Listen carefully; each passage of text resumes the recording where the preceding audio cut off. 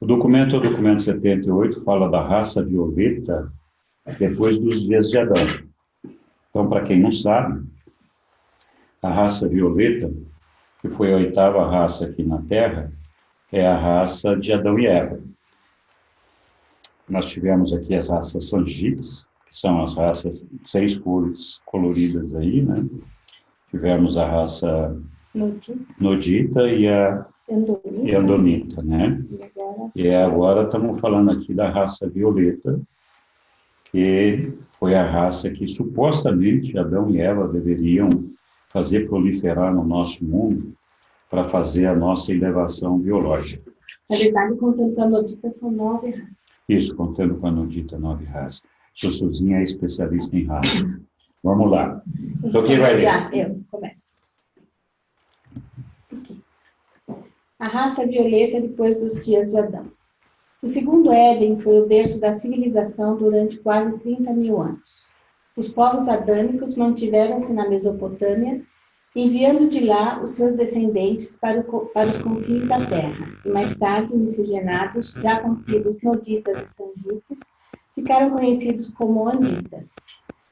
Dessa região partiram os homens e mulheres que iniciaram os feitos dos tempos históricos e que tão enormemente aceleraram o progresso cultural em Urântia. Só um parênteses.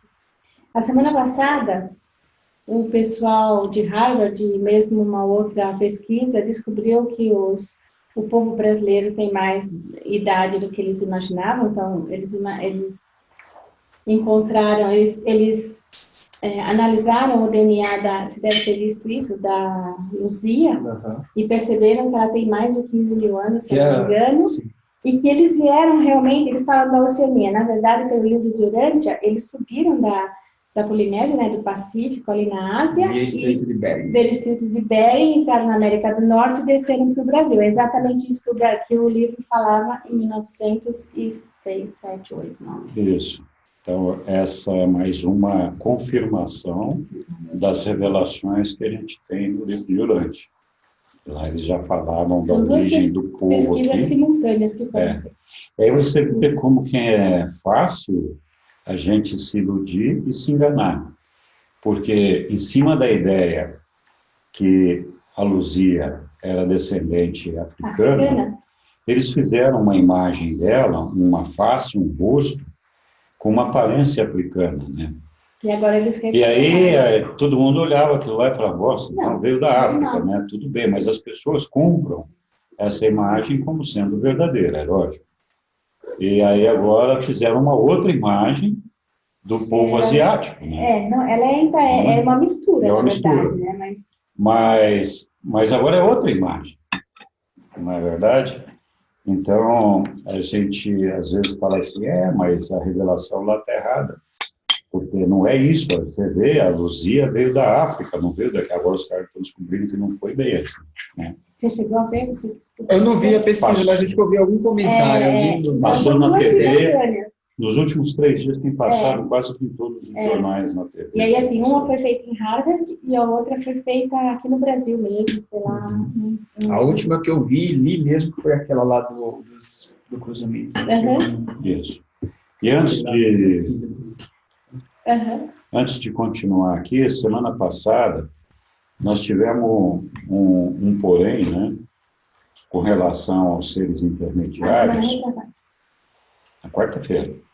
Na quarta-feira nós tivemos um porém com relação aos seres intermediários, porque lá falava que os seres intermediários, entre eles, haviam seres de grande mente e grandes espíritos. Né?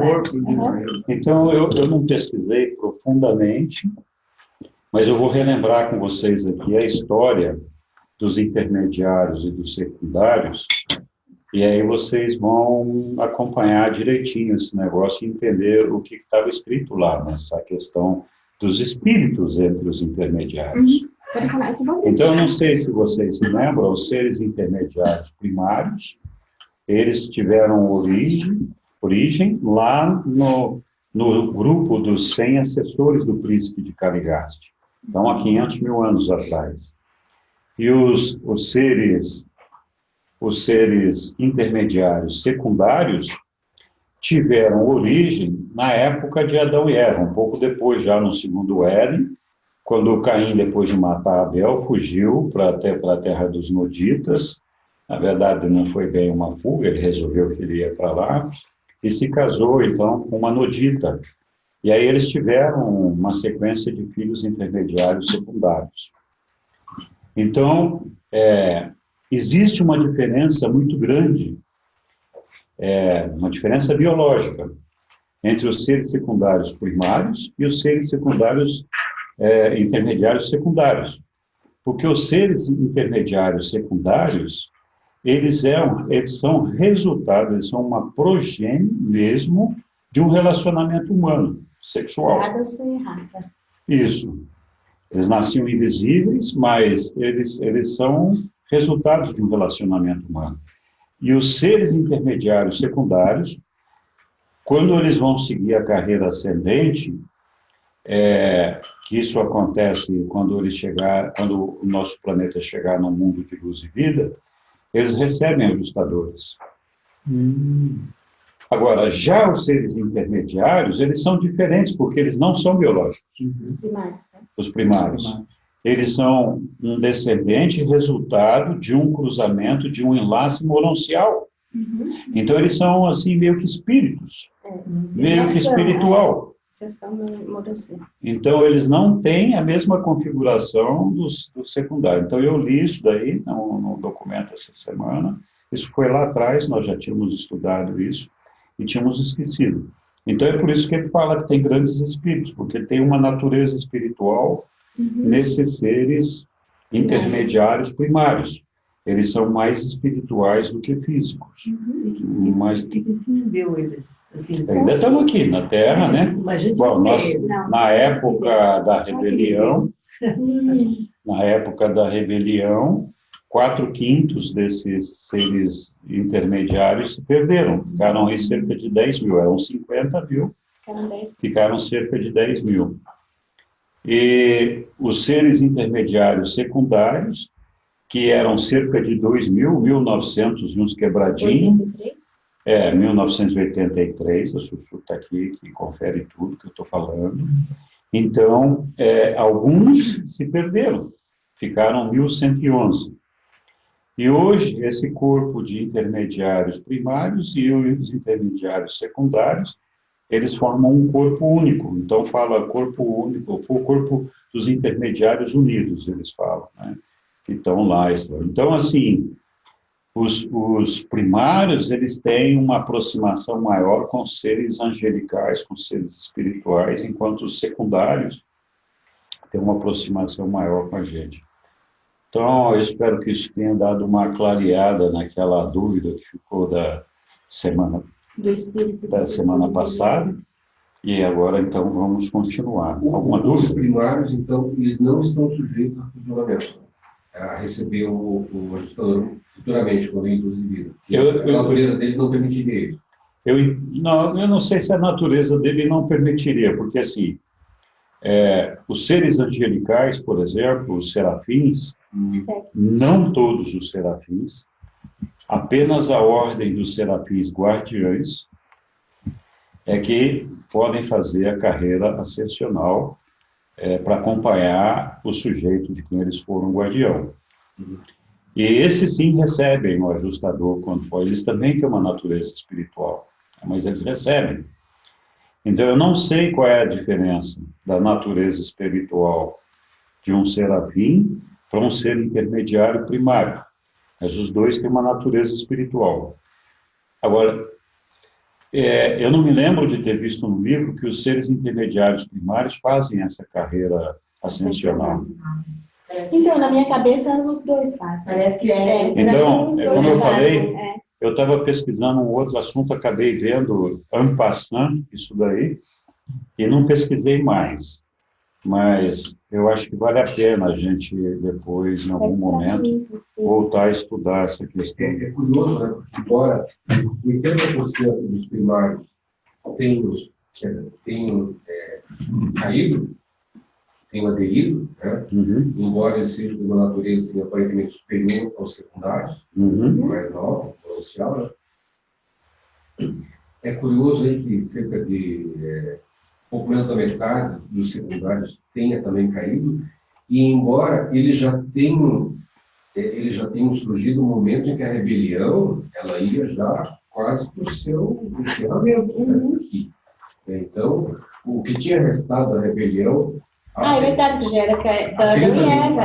Não, mas foram 30 e poucos mil anos, né? Não, mas a rebelião foi há 200 mil anos. Adão e Eva veio há 30 mil anos. Então, os secundários vieram há 30 mil anos. Sim. Então, é bastante tempo. A rebelião estava com o seu tempo final. Ela já pouca coisa produzia. Né? Mesmo assim, metade desse grupo acabou sucumbindo.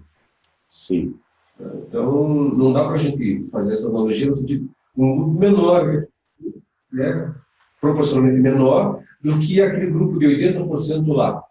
Mas lá foi Oi, Leila. É verdade. Tudo bem? Lá era novidade. Lá estava campanha, né? Olha, vim aqui para fazer todo um trabalho bacana. Porque vocês precisam de uma oportunidade para poder chegar ao pai. Isso foi prometido deles, né? Ou não. E aqui no final, não. Na verdade, ele já tinha assumido, a campanha já tinha sido colocada em prática, e o pessoal já estava sendo despejado ali do poder, né?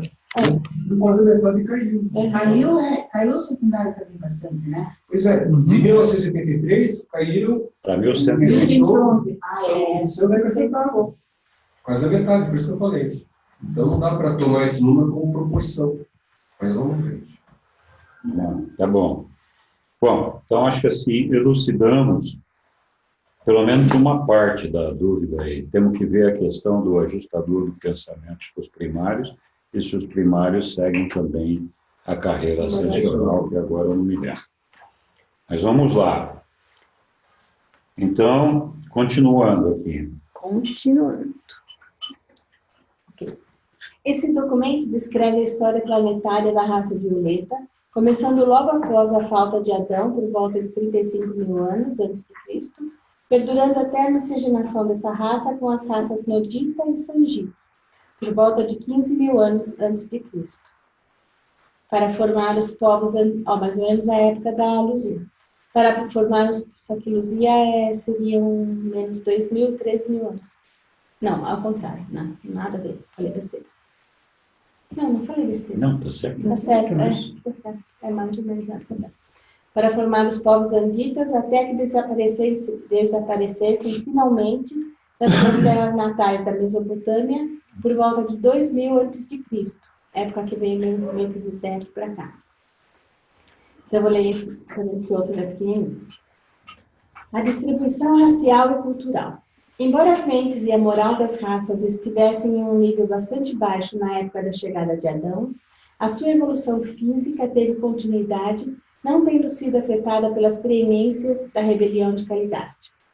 A contribuição de Adão para o status biológico das raças, não obstante o fracasso parcial do empreendimento, elevou enormemente os povos de Urântia. Adão e Eva também contribuíram muito com tudo que havia de valor para o progresso social, moral e intelectual da humanidade. A civilização foi imensamente estimulada pela presença da sua progenie. Contudo, há 35 mil anos, o mundo possuía pouquíssima cultura em geral. Alguns centros de civilização existiram aqui e ali, mas a maior parte de Urântia permanecia mergulhada na selvageria. A distribuição racial e cultural era a seguinte. Então, na verdade, de uma maneira ou de outra, teve um benefício a vinda de Adão e Eva para cá. Não foi aquele que era esperado, que era desejado, mas teve uma contribuição, né? Então, primeiro, a raça violeta. Os Adamitas, filhos de Adão e Eva, e os Adamsonitas, filhos de Adamson.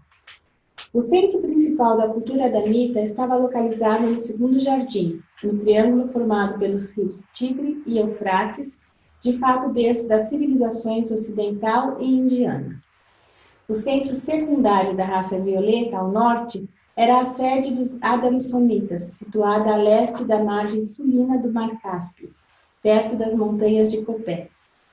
Desses dois centros, a cultura e o plasma da vida dessa raça expandiram-se para as terras vizinhas, o que estimulou imediatamente todas as raças.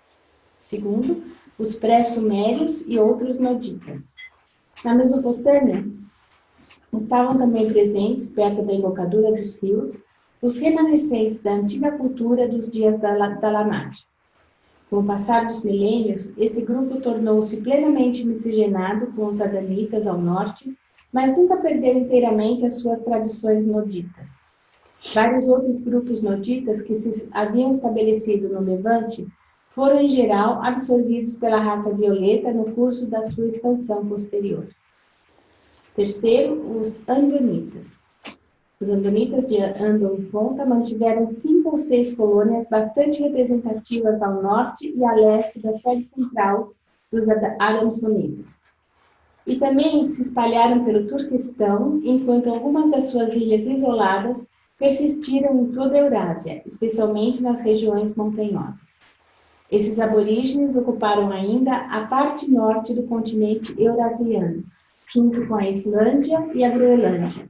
Mas haviam sido expulsos das planícies da Europa pelos homens azuis, e dos vales dos rios mais longínquos da Ásia pela raça amarela que se expandia.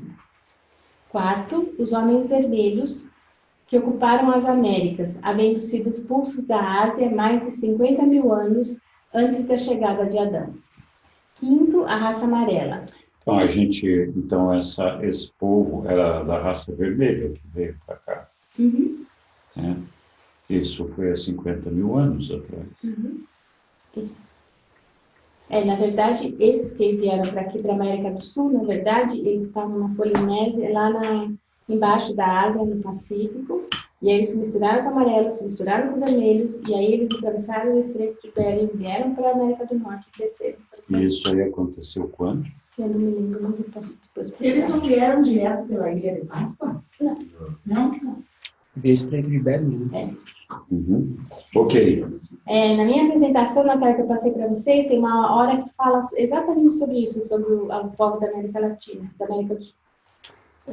Bem, considerando as análises atuais e os estudos lá do meu amigo, a raça vermelha, os principais descendentes seriam os indígenas norte-americanos. Isso, exatamente. Né? Então, onde que a maior concentração desse grupo seria lá. Mas, e o que explicaria essa colonização da América no sentido da América Latina? Será que houve América do Sul? Isso, da América do Sul. Então, é isso que parece que... Porque, teoricamente, é um pouco diferente, né? Houve alguma miscigenação Deixa eu acabar de ler essa parte, e Tá. aí, ou então alguém vai lendo e eu procuro aqui. Eu leio. Então vai. A raça amarela. Os povos chilenos estavam bem estabelecidos no controle. Filma aí.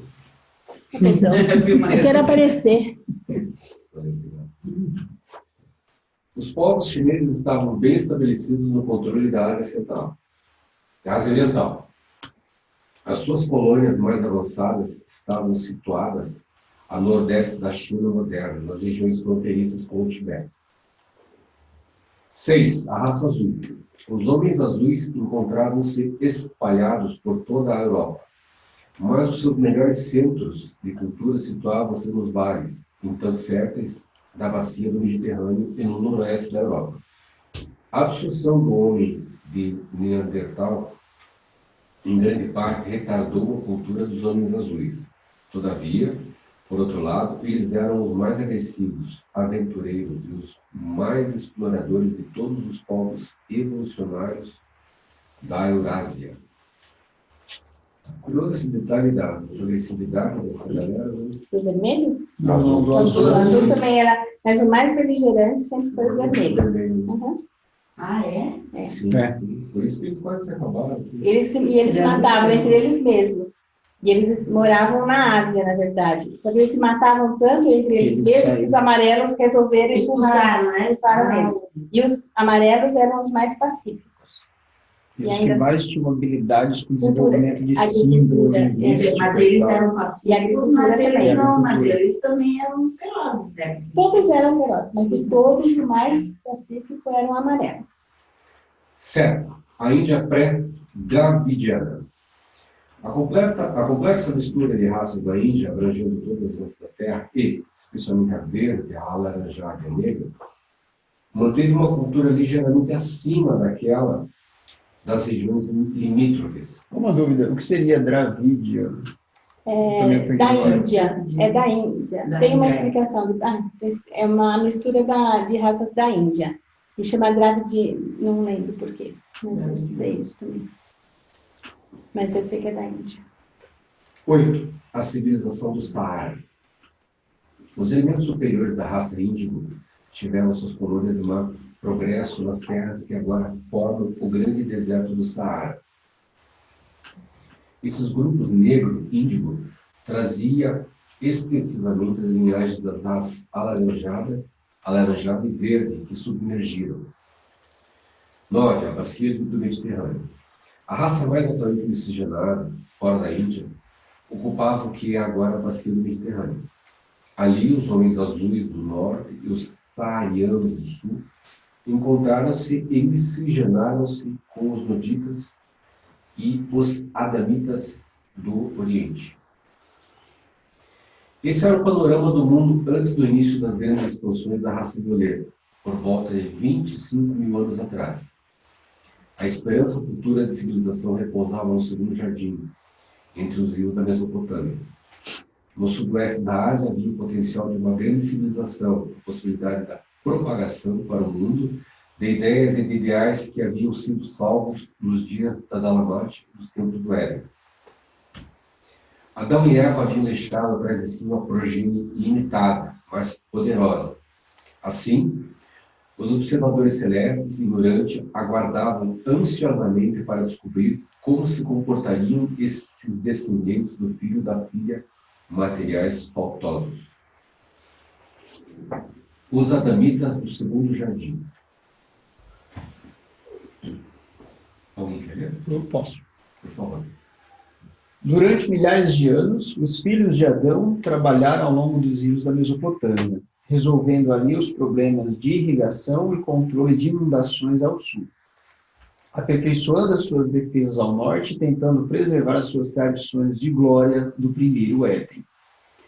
O heroísmo demonstrado na liderança do segundo jardim constitui um dos épicos mais extraordinários e inspiradores da história de Urântia.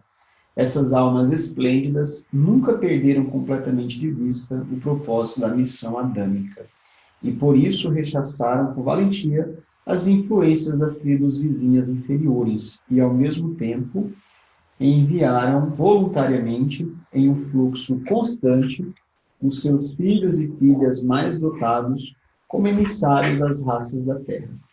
Algumas vezes, essa expansão esgotava a sua própria cultura, mas esses povos superiores sempre conseguiam reabilitar-se. O status da civilização, da sociedade e da cultura dos adamitas estava muito acima do nível geral das raças evolucionárias de Urântia. Apenas entre as antigas colônias de Van e Amadon e entre os Adansonitas havia uma civilização equiparável, de algum modo. No entanto, a civilização do segundo Éden foi uma estrutura artificial. Não havia passado pela evolução e, portanto, estava fadada a deteriorar-se até alcançar um nível natural de evolução. Adão deixou uma grande cultura intelectual e espiritual atrás de si, mas não era adiantada quanto aos instrumentos mecânicos, pois toda civilização é limitada pelos recursos naturais disponíveis, pela genialidade inata e por um lazer suficiente para assegurar que a inventividade dê frutos. A civilização da raça violeta teve como fundamento a presença de Adão e as tradições do primeiro Éden. Depois da morte de Adão, e à medida que essas tradições enfraqueceram com o passar dos milênios, o nível cultural dos adamitas deteriorou-se sem cessar, até atingir um estado de equilíbrio, balanceado com o status dos povos vizinhos e com as capacidades naturais de evolução cultural da raça violeta. Contudo, os adamitas constituíam uma nação verdadeira. Por volta de 19 mil a.C., contando com 4,5 milhões de integrantes, e eles já haviam espalhado milhões de descendentes seus pelos povos vizinhos. Pô, então foi bom, né? Boa noite, Ana Cláudia. Bem-vindo. Muito bom. Boa noite. Obrigada. Bem, continuando. Então, continuando aqui, então, agora... As primeiras expansões dos adamitas. Posso continuar, já que eu curtindo. Ah, bom. Durante muitos milênios, a raça violeta conservou as tradições pacíficas do Éden, e isso explica a demora em efetivar conquistas territoriais. Quando sofreram a pressão do excesso de população, em vez de virarem guerras para assegurar mais territórios, eles enviaram o excesso de habitantes como instrutores para as outras raças. Os efeitos culturais dessas primeiras migrações não perduraram, mas a absorção dos educadores, dos comerciantes e dos exploradores adamitas foi biologicamente revigorante para os povos vizinhos. Alguns dos adamitas logo viajaram para o oeste, até o Vale do Nilo. Outros penetraram a leste na Ásia, mas estes últimos foram uma minoria. O movimento maciço das épocas posteriores foi mais para o norte e dali para o oeste. No conjunto, foi uma leva gradual, mas incessante. A maior parte indo para o norte e depois contornando o Mar Cáspio, indo para o oeste e penetrando na Europa. Há cerca de 25 mil anos, um grande número de adamitas mais puros achavam-se adiantados na sua rota para o norte. E à medida que penetravam na direção norte, tornavam-se cada vez menos adâmicos, até que na época em que ocuparam o Turquestão, já estavam completamente misturados a outras raças, particularmente as dos noditas. Pouquíssimos da linhagem pura dos povos violetas chegaram a penetrar as terras remotas da Europa ou da Ásia. Entre 30 mil e 10 mil a.C., as misturas raciais que marcaram a época estavam acontecendo no sudoeste da Ásia. Os habitantes dos planaltos do Turquestão eram um povo viril e vigoroso. No noroeste da Índia, persistia uma boa parte da cultura dos dias de Van, e ainda ao norte dessas colônias, o melhor dos andonitas primitivos havia sido conservado. E essas duas raças de cultura e caráter superiores foram absorvidas pelos adamitas, que se deslocavam para o norte.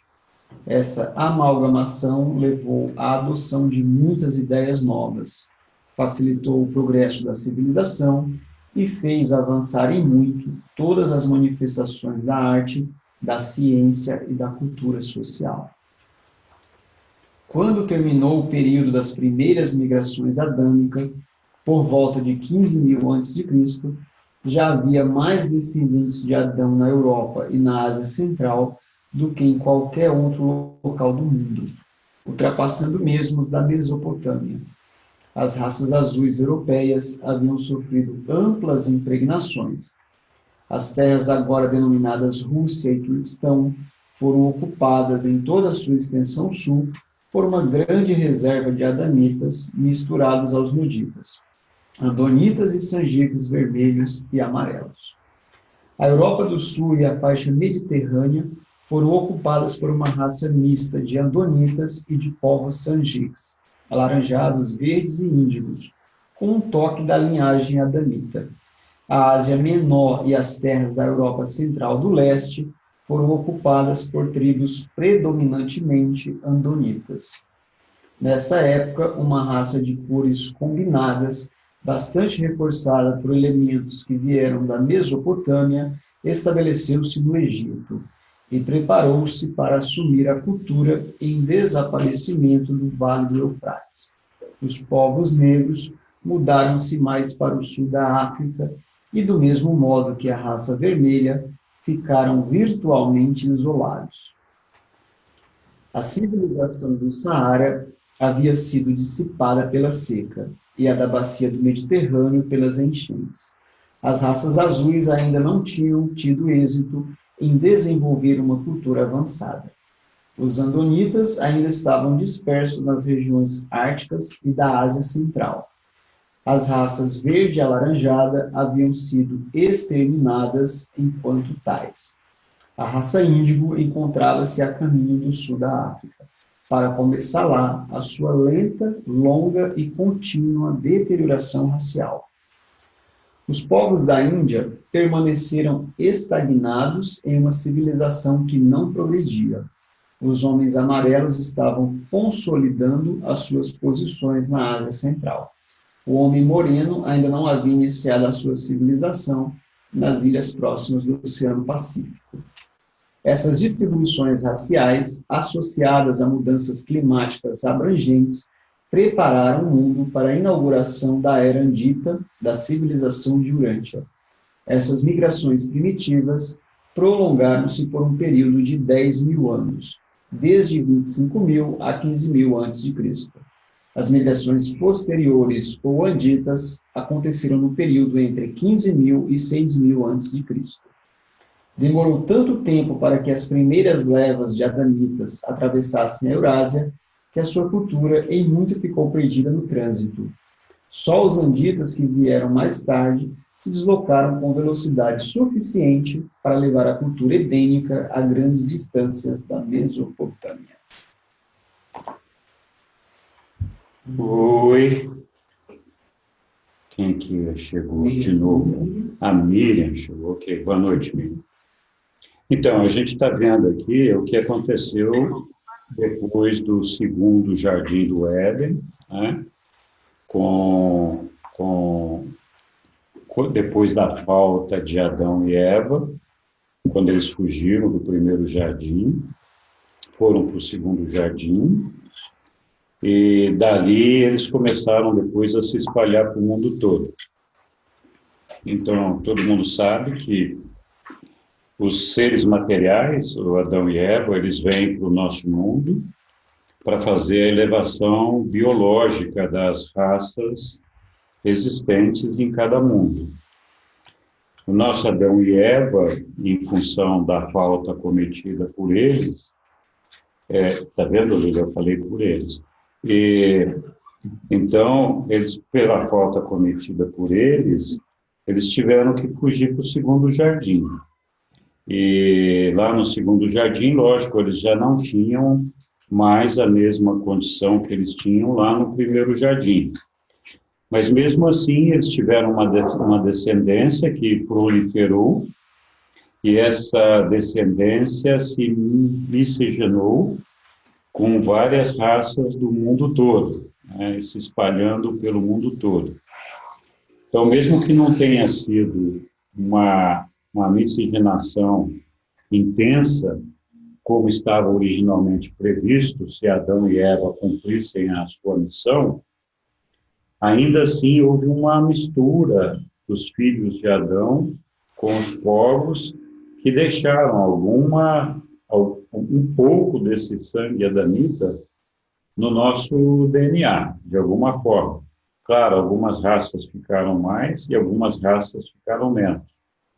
A gente, quando começou a reunião aqui, a gente estava falando das notícias que estavam reverberando na TV nos últimos 2, 3 dias, onde os cientistas descobriram que as raças que povoaram o hemisfério norte, aqui na América do Norte, e também na América do Sul, vieram lá da Oceania, eles falam, mas, na verdade, não foi bem da Oceania.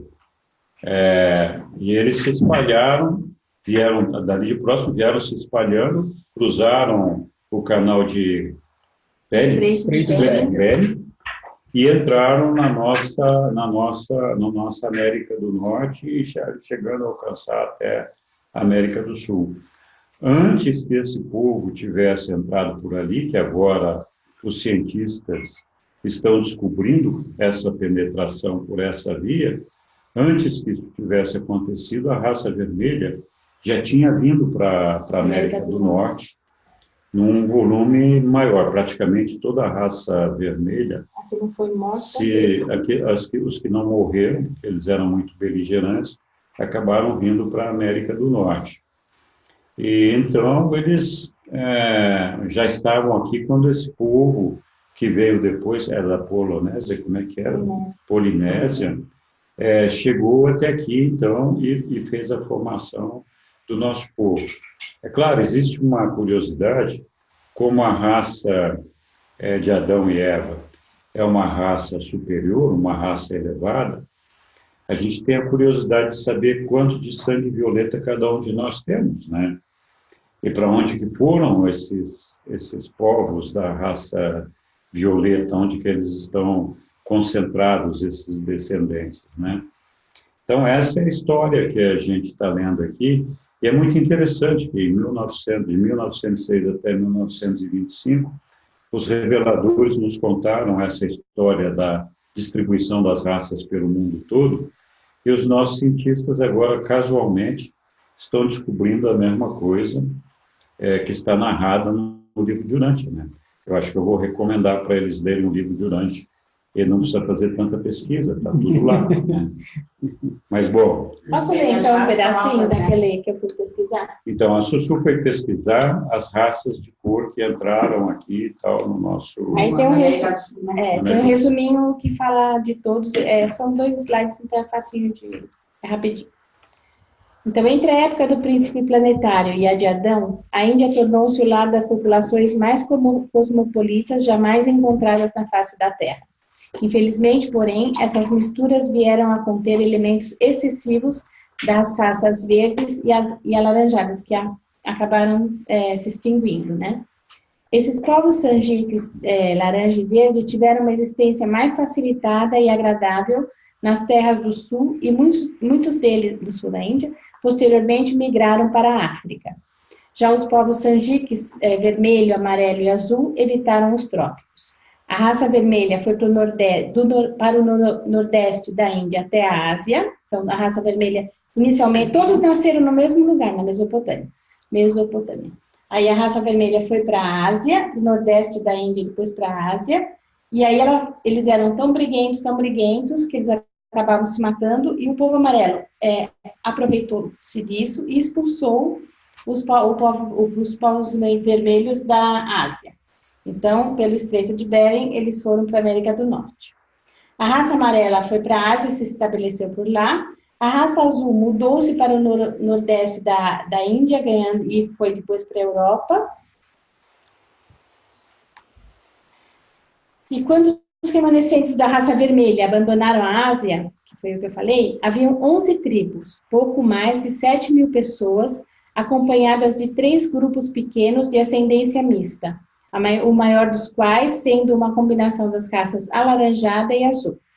Esses 3 pequenos grupos nunca confraternizaram plenamente com o homem vermelho e logo rumaram em direção ao sul, primeiro para o México e para a América Central, onde a eles se juntou mais tarde um pequeno grupo misturado de amarelos e vermelhos.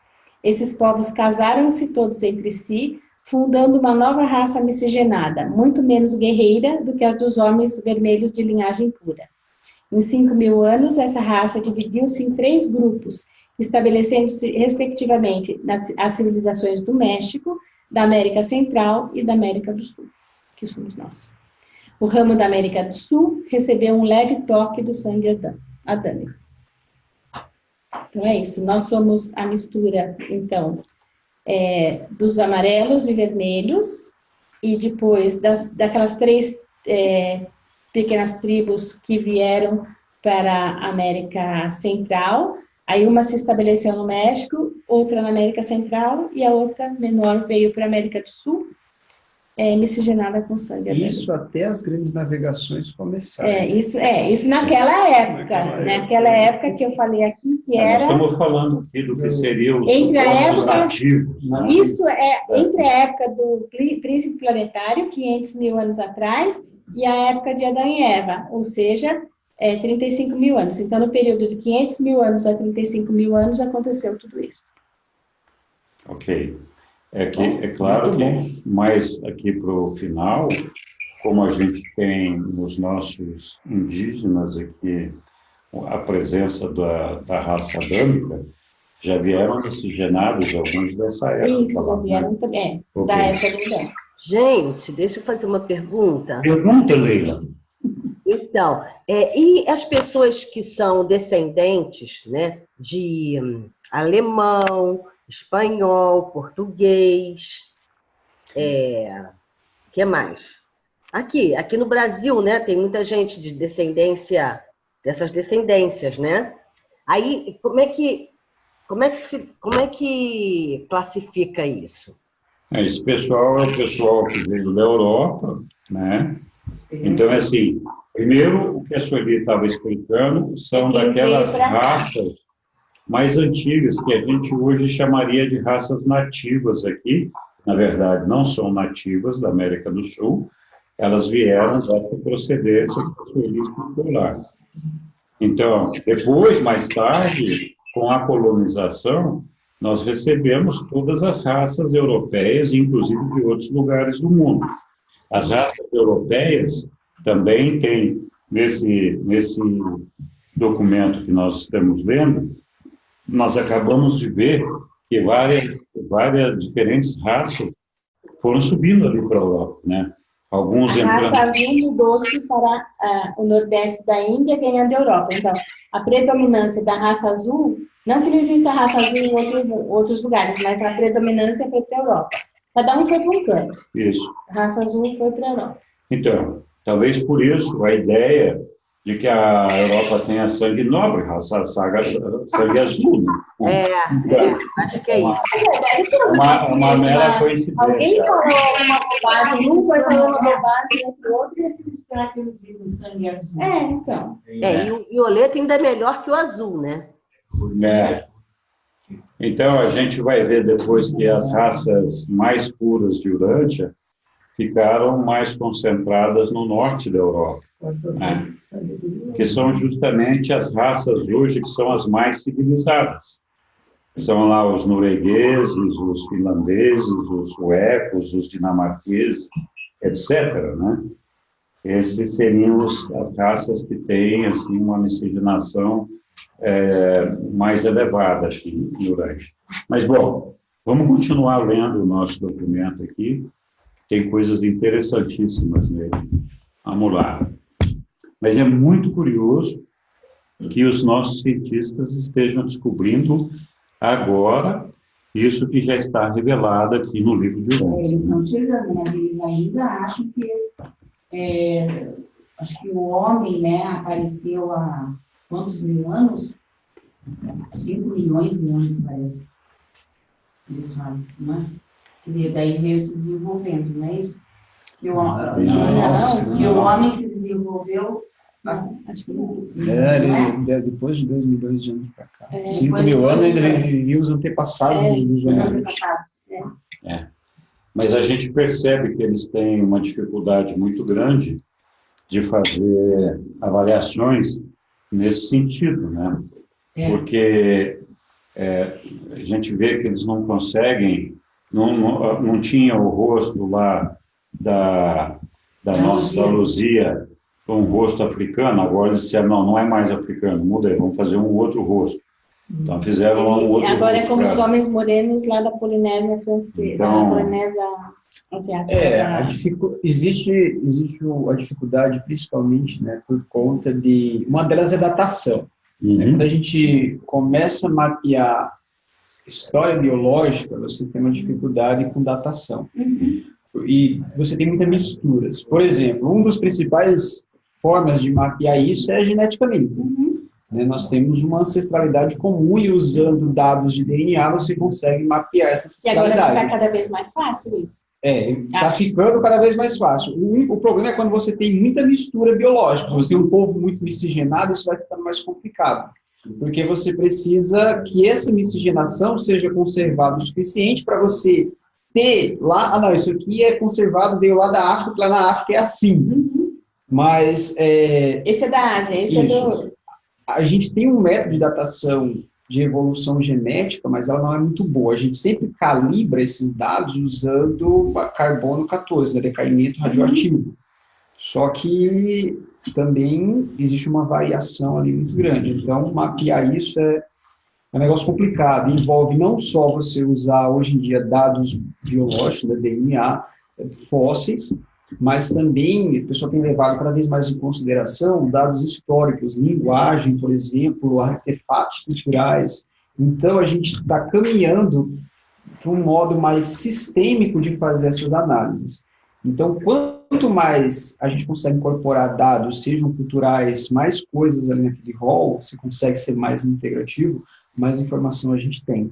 Então, isso é bom porque a gente está caminhando nesse sentido, de juntar mais informações para conseguir mapear bem essa ancestralidade. E isso mas eu acho que isso daqui uns 10, 15 anos vai ser vai se tornando mais fácil, porque a gente está ainda aprendendo ainda. Né? Mas eu acho que isso é uma coisa que não para mais. Acho que agora, logo, a gente vai ter novidades. Oi. É só um pouquinho. O menino, que eu esqueci o nome dele. Teles. Hã? O Teles? É o Teles, é. Ele falou de uma coisa agora que me remeteu a uma coisa que eu estava pensando hoje. Eu sou muito desligada dessa área científica, sabe, dessa área da parte geográfica também. Eu nunca fui muito ligada. Não tive também boa educação nesse lado. Então, fica muito a desejar. Mas, sobre a questão da mente, que eu estava pensando hoje, porque nós temos o DNA, mas quando nós nascemos, nós recebemos uma mente, não é isso? Essa mente está novinha. Como é que esse DNA começa a... Como é que é esse mecanismo? A gente vai crescendo, né, dentro daquele DNA, e como é que isso se dá? Essa mente, como é que ela trabalha, né, dentro desse mecanismo de DNA e sendo uma mente novinha que nós recebemos? Como é que é isso? Eu estava pensando sobre isso justamente hoje, quando ele falou, eu lembrei. Mas assim, na verdade, a nossa mente, essa mente novinha que você está falando, que é uma...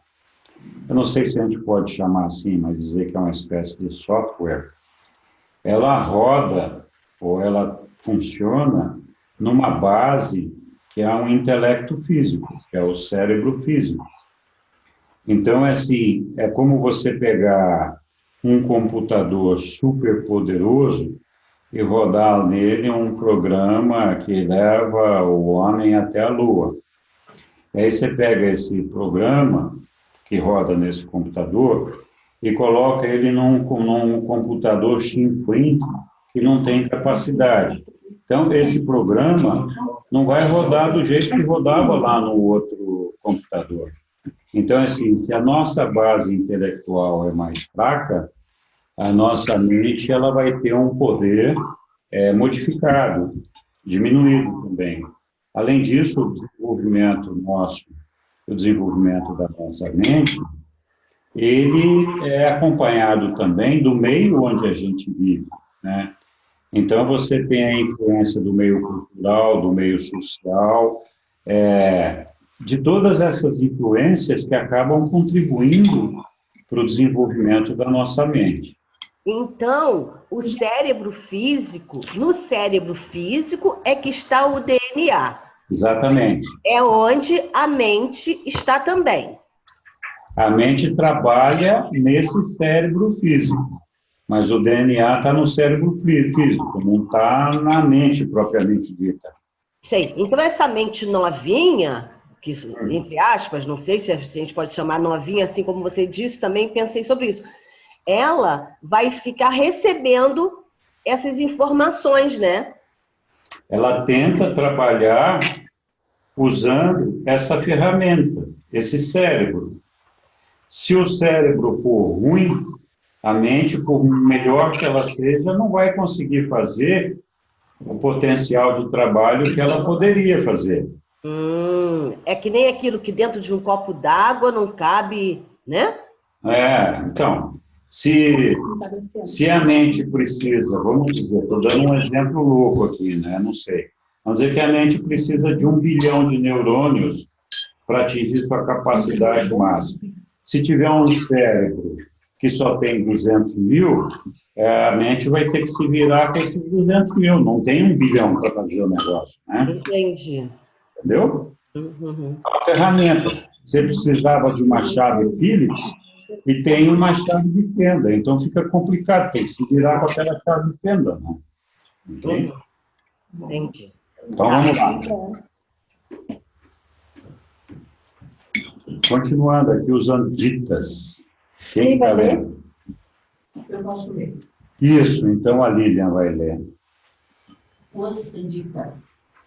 As raças anditas foram a mistura primária da raça violeta, da linhagem pura, com os noditas, acrescidas dos povos evolucionários.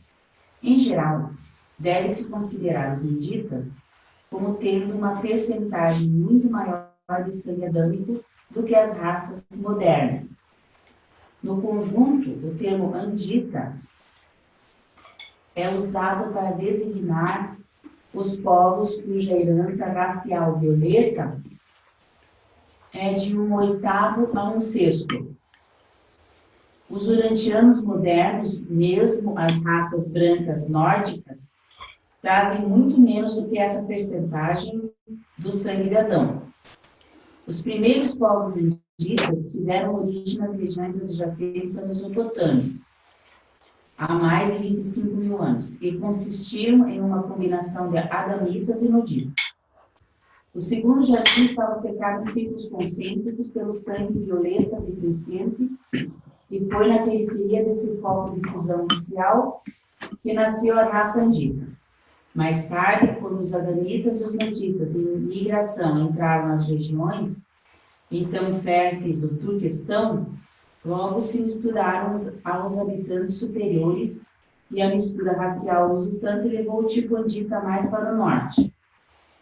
Sob todos os pontos de vista, os anditas foram a melhor raça humana a surgir em Urântia, desde os dias dos povos violetas de linhagem pura. Eles englobavam a maior parte dos tipos superiores dos remanescentes que sobreviveram das raças adamitas e noditas, e, mais tarde, de alguns das melhores linhagens de homens amarelos, azuis e verdes. Esses anditas primitivos não eram arianos, eles eram pré-arianos.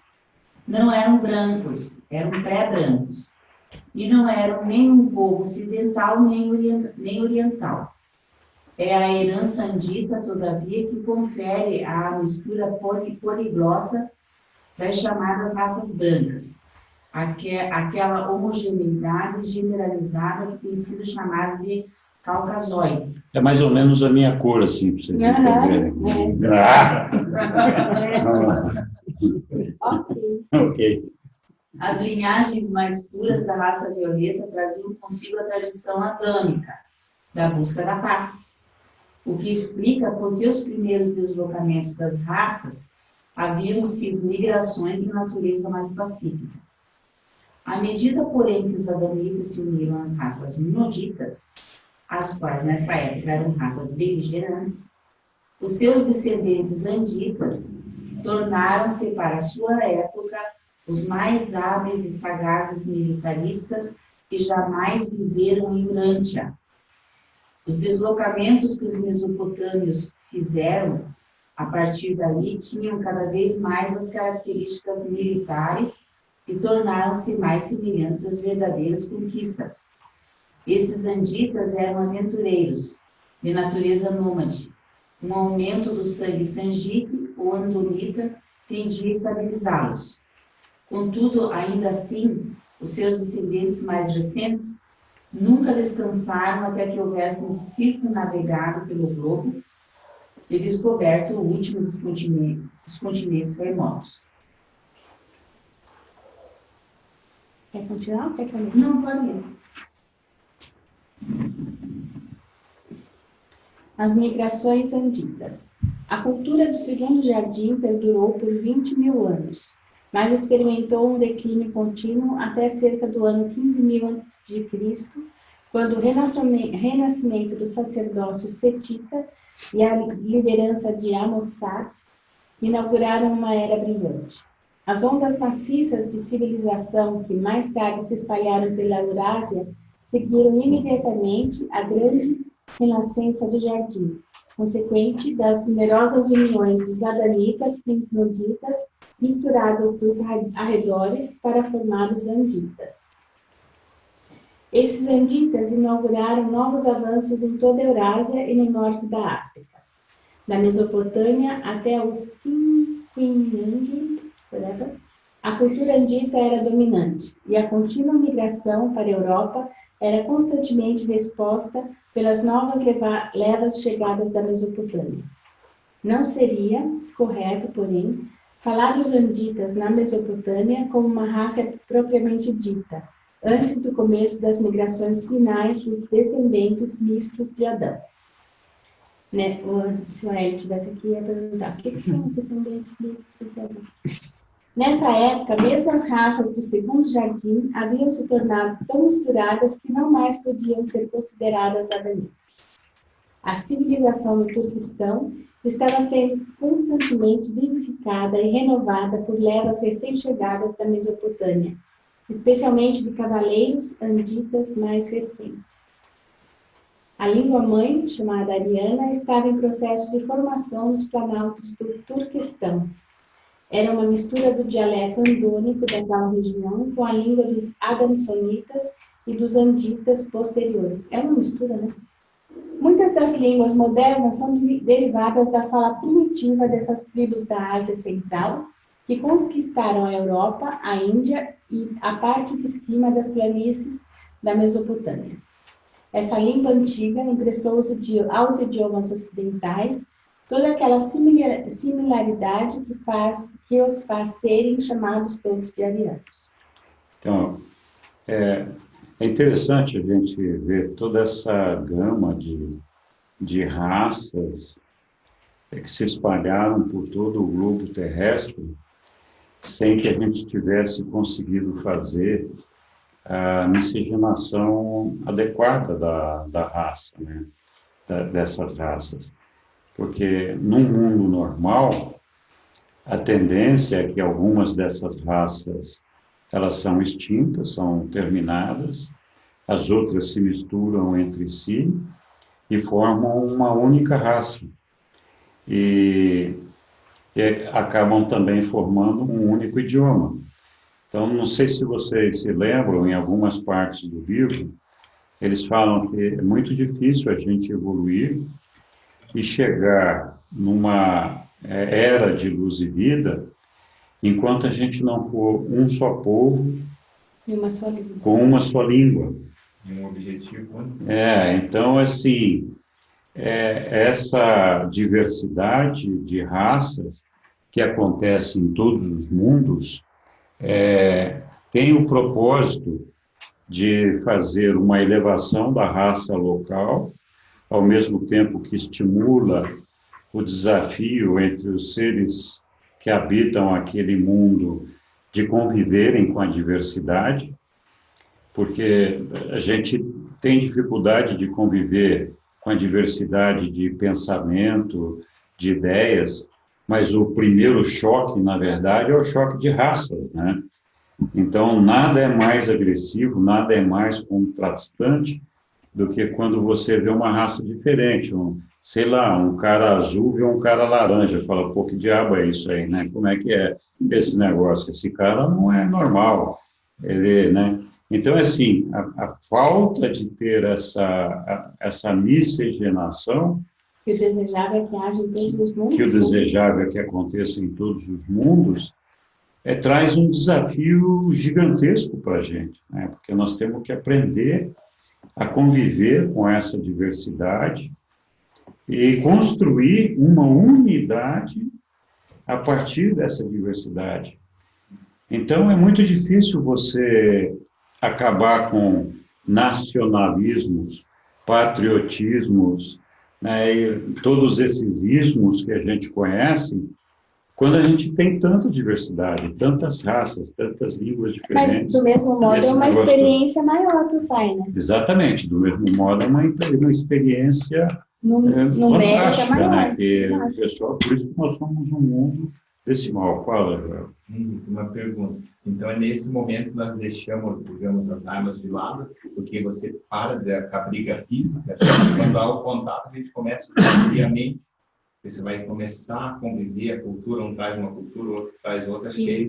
É isso que ele fala, que a miscigenação permite que todos, que o melhor de cada raça prevaleça e torne-se um povo só. Porque daí a gente deixa, digamos, a agressão física de lado, porque era muito aguerrido, e começa a usar o intelecto, daí a gente fica mais harmonioso, seria mais ou menos essa. Exatamente. E aí, essa unidade de raça, de língua, favorece para o desenvolvimento de uma unidade religiosa e favorece o desenvolvimento de uma unidade de uma terra única, de um governo central, um só governo, uma só regulação, porque, assim, a gente fica muito compadecido quando a gente vê os nossos irmãos lá, sei lá, daquelas tribos da África, sendo massacrados por ditadores ali, passando fome. Aquelas imagens dos Médicos Sem Fronteiras são chocantes, mas nada comove a gente tanto e nos inspira tanto a prestar o serviço, como quando a gente tem uma enchente aqui do lado e tem pessoas iguais a gente que ficaram sem casa, ficaram sem comida, então a gente corre para dar comida, corre para... Então, o altruísmo, ele flui de uma maneira mais fácil quando você está falando dos seus, né? Então, você aproxima as pessoas, aproxima as raças, quando elas têm mais semelhanças do que divergências. Então, mas, por exemplo, eu vou ajudar o pessoal do Brasil ao invés de ajudar o outro, de repente. É isso que você está dizendo? Não, o que eu estou dizendo é que você fica mais comovido, fica mais sensibilizado e tem um impulso altruísta mais forte quando a pessoa que está sendo afetada é mais próxima de você e mais parecida com você. Você fica compadecido quando você vê alguém, uma criança, de cor ou não, passando fome lá na África, mas está tão distante, é uma raça tão diferente, você fica compadecido, mas você não quer ir lá naquele momento ajudar e resolver o problema dos caras. Quando isso acontece aqui do lado, você sai de casa, vai lá ajudar, né? Vamos ver o que está acontecendo ali, vou arrumar, né? Então, porque também as pessoas, além de estarem mais próximas, são mais parecidas, têm mais um sentido de família, de pertencer ao mesmo povo, a mesma coisa, né? Nós não temos sentimento patriótico. O sentimento patriótico é porque tudo não, mas o sentimento patriótico, então, se a gente pensar, não é desejável. Nacionalismo não é desejável? Não é desejável mesmo. Ele é desejável durante um período até a organização social e até o desenvolvimento da civilização. Fala, Joel. Igual a gente estava mencionando, isso é interessante que ele falou. O exército é uma base, porque lá homens se confraternizam de várias raças diferentes. Aqui, quando eu estou próximo, eu tinha uma visão totalmente diferente do mundo. Depois que eu fui para a graduação, eu comecei a aceitar isso que o Henrique falou diferente. Até então eu olhava como inimigo. Literalmente, eu vou fazer acender o poder, vou trazer os meus iguais para o meu lado e nós vamos. Exatamente. Aí depois que eu fui militar durante 18 anos, aí você vai aprendendo na conversa e fala, não, tem muitas pessoas boas nesse mundo. Então, às vezes, a gente se relaciona com a pessoa errada. Então, existem essas loucuras de buscar as raças perfeitas e de formação de uma raça única, a supremacia de uma raça, no caso de Hitler... O que está acontecendo agora? No caso de Trump, o que está acontecendo agora? Que o mundo inteiro está virando nacionalista. As pessoas não querem mais saber. A Europa está ficando cada vez mais nacionalista, cada país olhando para cada país. Os Estados Unidos está super nacionalista e o Brasil agora está super nacionalista. Então, mas isso está acontecendo porque a gente tem uma visão errada. Nós temos uma visão patriótica, primeiro, de defender o nosso território. Depois nós temos uma visão de defender os nossos iguais, os nossos irmãos. E, finalmente, nós temos uma visão de defender os nossos interesses.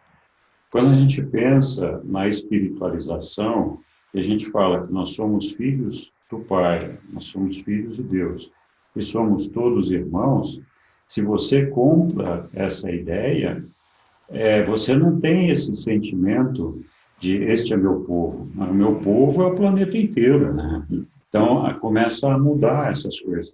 Além disso, a gente tem um enfoque mundial, econômico, equivocado, porque a gente tem um enfoque mundial do ponto de vista econômico de centralização de poder econômico, né? E muitas vezes, para fazer isso, existe uma exploração, uma subjugação das outras raças. Se a gente tivesse uma visão correta, a gente não teria essa visão de um poder econômico concentrado. A gente pensaria no seguinte: se o meu irmão que está sofrendo lá, ele estiver bem, ele não vai vir roubar meu emprego aqui. Ele não vai vir invadir a minha terra. Então, em vez de eu fechar a minha fronteira e trabalhar para desenvolver exclusivamente o meu povo, se eu quero defender esse povo, se eu quero proteger, o certo é tentar segurar essas pessoas, esses imigrantes, no seu lugar. Mas, para isso acontecer, eu tenho que ajudar a desenvolver esse lugar. E essa visão nossa é que é equivocada, é uma visão errada, né? Nós deveríamos estar trabalhando justamente no sentido da gente estar ajudando a desenvolver a África, ajudando a acabar com essa guerra. Ajudando a Guatemala, a Guatemala, Honduras, a Síria. E nós estamos brigando ali porque são os interesses, né, da Rússia, dos Estados Unidos e outros países em cima do petróleo. O pessoal não está nem aí com o pessoal, o povo que mora ali, que está sofrendo aquele negócio. E essa caravana que está indo para os Estados Unidos, que vai chegar essa semana lá. Então, não sei o que vai acontecer. É um problema isso, porque assim, essas pessoas, coitadas, que estão indo para lá, elas, na verdade, não têm consciência do tamanho do problema que elas estão comprando para elas mesmas, né? Porque elas, além dessa jornada insana, dessa fuga cheia de perigos, de insegurança, de não saber o que vai fazer da vida, provavelmente vai chegar lá e não vai poder entrar nos Estados Unidos. É lógico que vai ter uma movimentação muito forte a nível mundial, uma pressão muito forte, para que os Estados Unidos receba essas pessoas. E alguma coisa vai ter que ser feita. Mas a última coisa que eu acredito é que os Estados Unidos vai ceder nisso, porque no momento que os Estados Unidos ceder nisso, nós vamos ver 500 mil caravanas saindo do mundo inteiro indo para lá. Não é verdade? Então, assim, pode ser desumano, de repente, a atitude do Trump de não permitir que essas pessoas entrem lá. E qual é a solução? Realmente é difícil. A solução seria resolver a questão na Nicarágua, nesses países que estão sob essa questão de ditadura. Mas como um país vai interferir na soberania do outro, né? Essa é outra complicação, né? As pessoas não enxergam isso da maneira certa. Então, a gente, quando olha para o nosso mundo de hoje e estuda essa revelação que o livro está nos trazendo, dessas diferenças raciais, dessas dificuldades que aconteceram, e dos acidentes de percurso que nós tivemos, que nos impediram de chegar numa raça única, que nos impediram de chegar num idioma único, enfim, de derrubar fronteiras, de gerar uma raça mais harmônica, mais pacífica, né? Hoje nos trazem esses desafios. Nós temos regiões do globo extremamente desenvolvidas, e regiões que estão ainda na primitividade, né? Como aquelas de tribos que ainda comem o primogênito. E não precisa ir muito longe, aqui no Brasil também tem gente que come a placenta do filho, para não sei o que tal, né? Porque faz bem para a saúde e tal. Enfim, então nós temos de tudo, um pouco, né? O nosso desenvolvimento, não só físico, mas também o desenvolvimento mental e espiritual, ele está muito heterogêneo, né, no planeta. Ele tem muitos altos e baixos, né? E, assim, enquanto as raças que conseguiram evoluir mais deveriam ter um altruísmo de ajudar a desenvolver aquelas raças que não conseguiram alcançar esse desenvolvimento, na verdade, essas raças, ao invés de terem o altruísmo, elas têm o desejo de destruir essas raças que não evoluíram, que não cresceram, que ficaram no tempo e no espaço, né? Então, assim, é interessante a gente ver esse desafio e a gente ver, a partir daí, as dificuldades que a gente tem no nosso planeta, né? Como nós vamos implantar uma religião única no nosso planeta a partir de circunstâncias físicas, geográficas, né, culturais tão diferentes, né? Fala, Jorge. Mais uma pergunta. Um dos grandes segredos está na nossa frente aqui, que é a igual à África, lá, por exemplo. Seria simples homens de pensamentos ideais e até lá reflorestar semente, ovos, e aconteceria magia. Não aconteceria, eu acho. Você tem questões políticas todos que estão lá, que, por exemplo, na Serra de Leoa, que extraem o ouro, o diamante, à custa da vida das pessoas, eles são riquíssimos e o povo paupérrimo. Mas para onde vem? Se a gente olhar para onde vai. Exatamente. Entendeu? Não é ele, tá aqui. Se a gente olhar um pouquinho com carinho, nós vamos ver para onde. Exatamente. É a mesma coisa de porque o sujeito rouba. Ele rouba porque tem gente que compra o que é roubado. É verdade. Se não tivesse comprador de coisas roubadas, não teria roubo.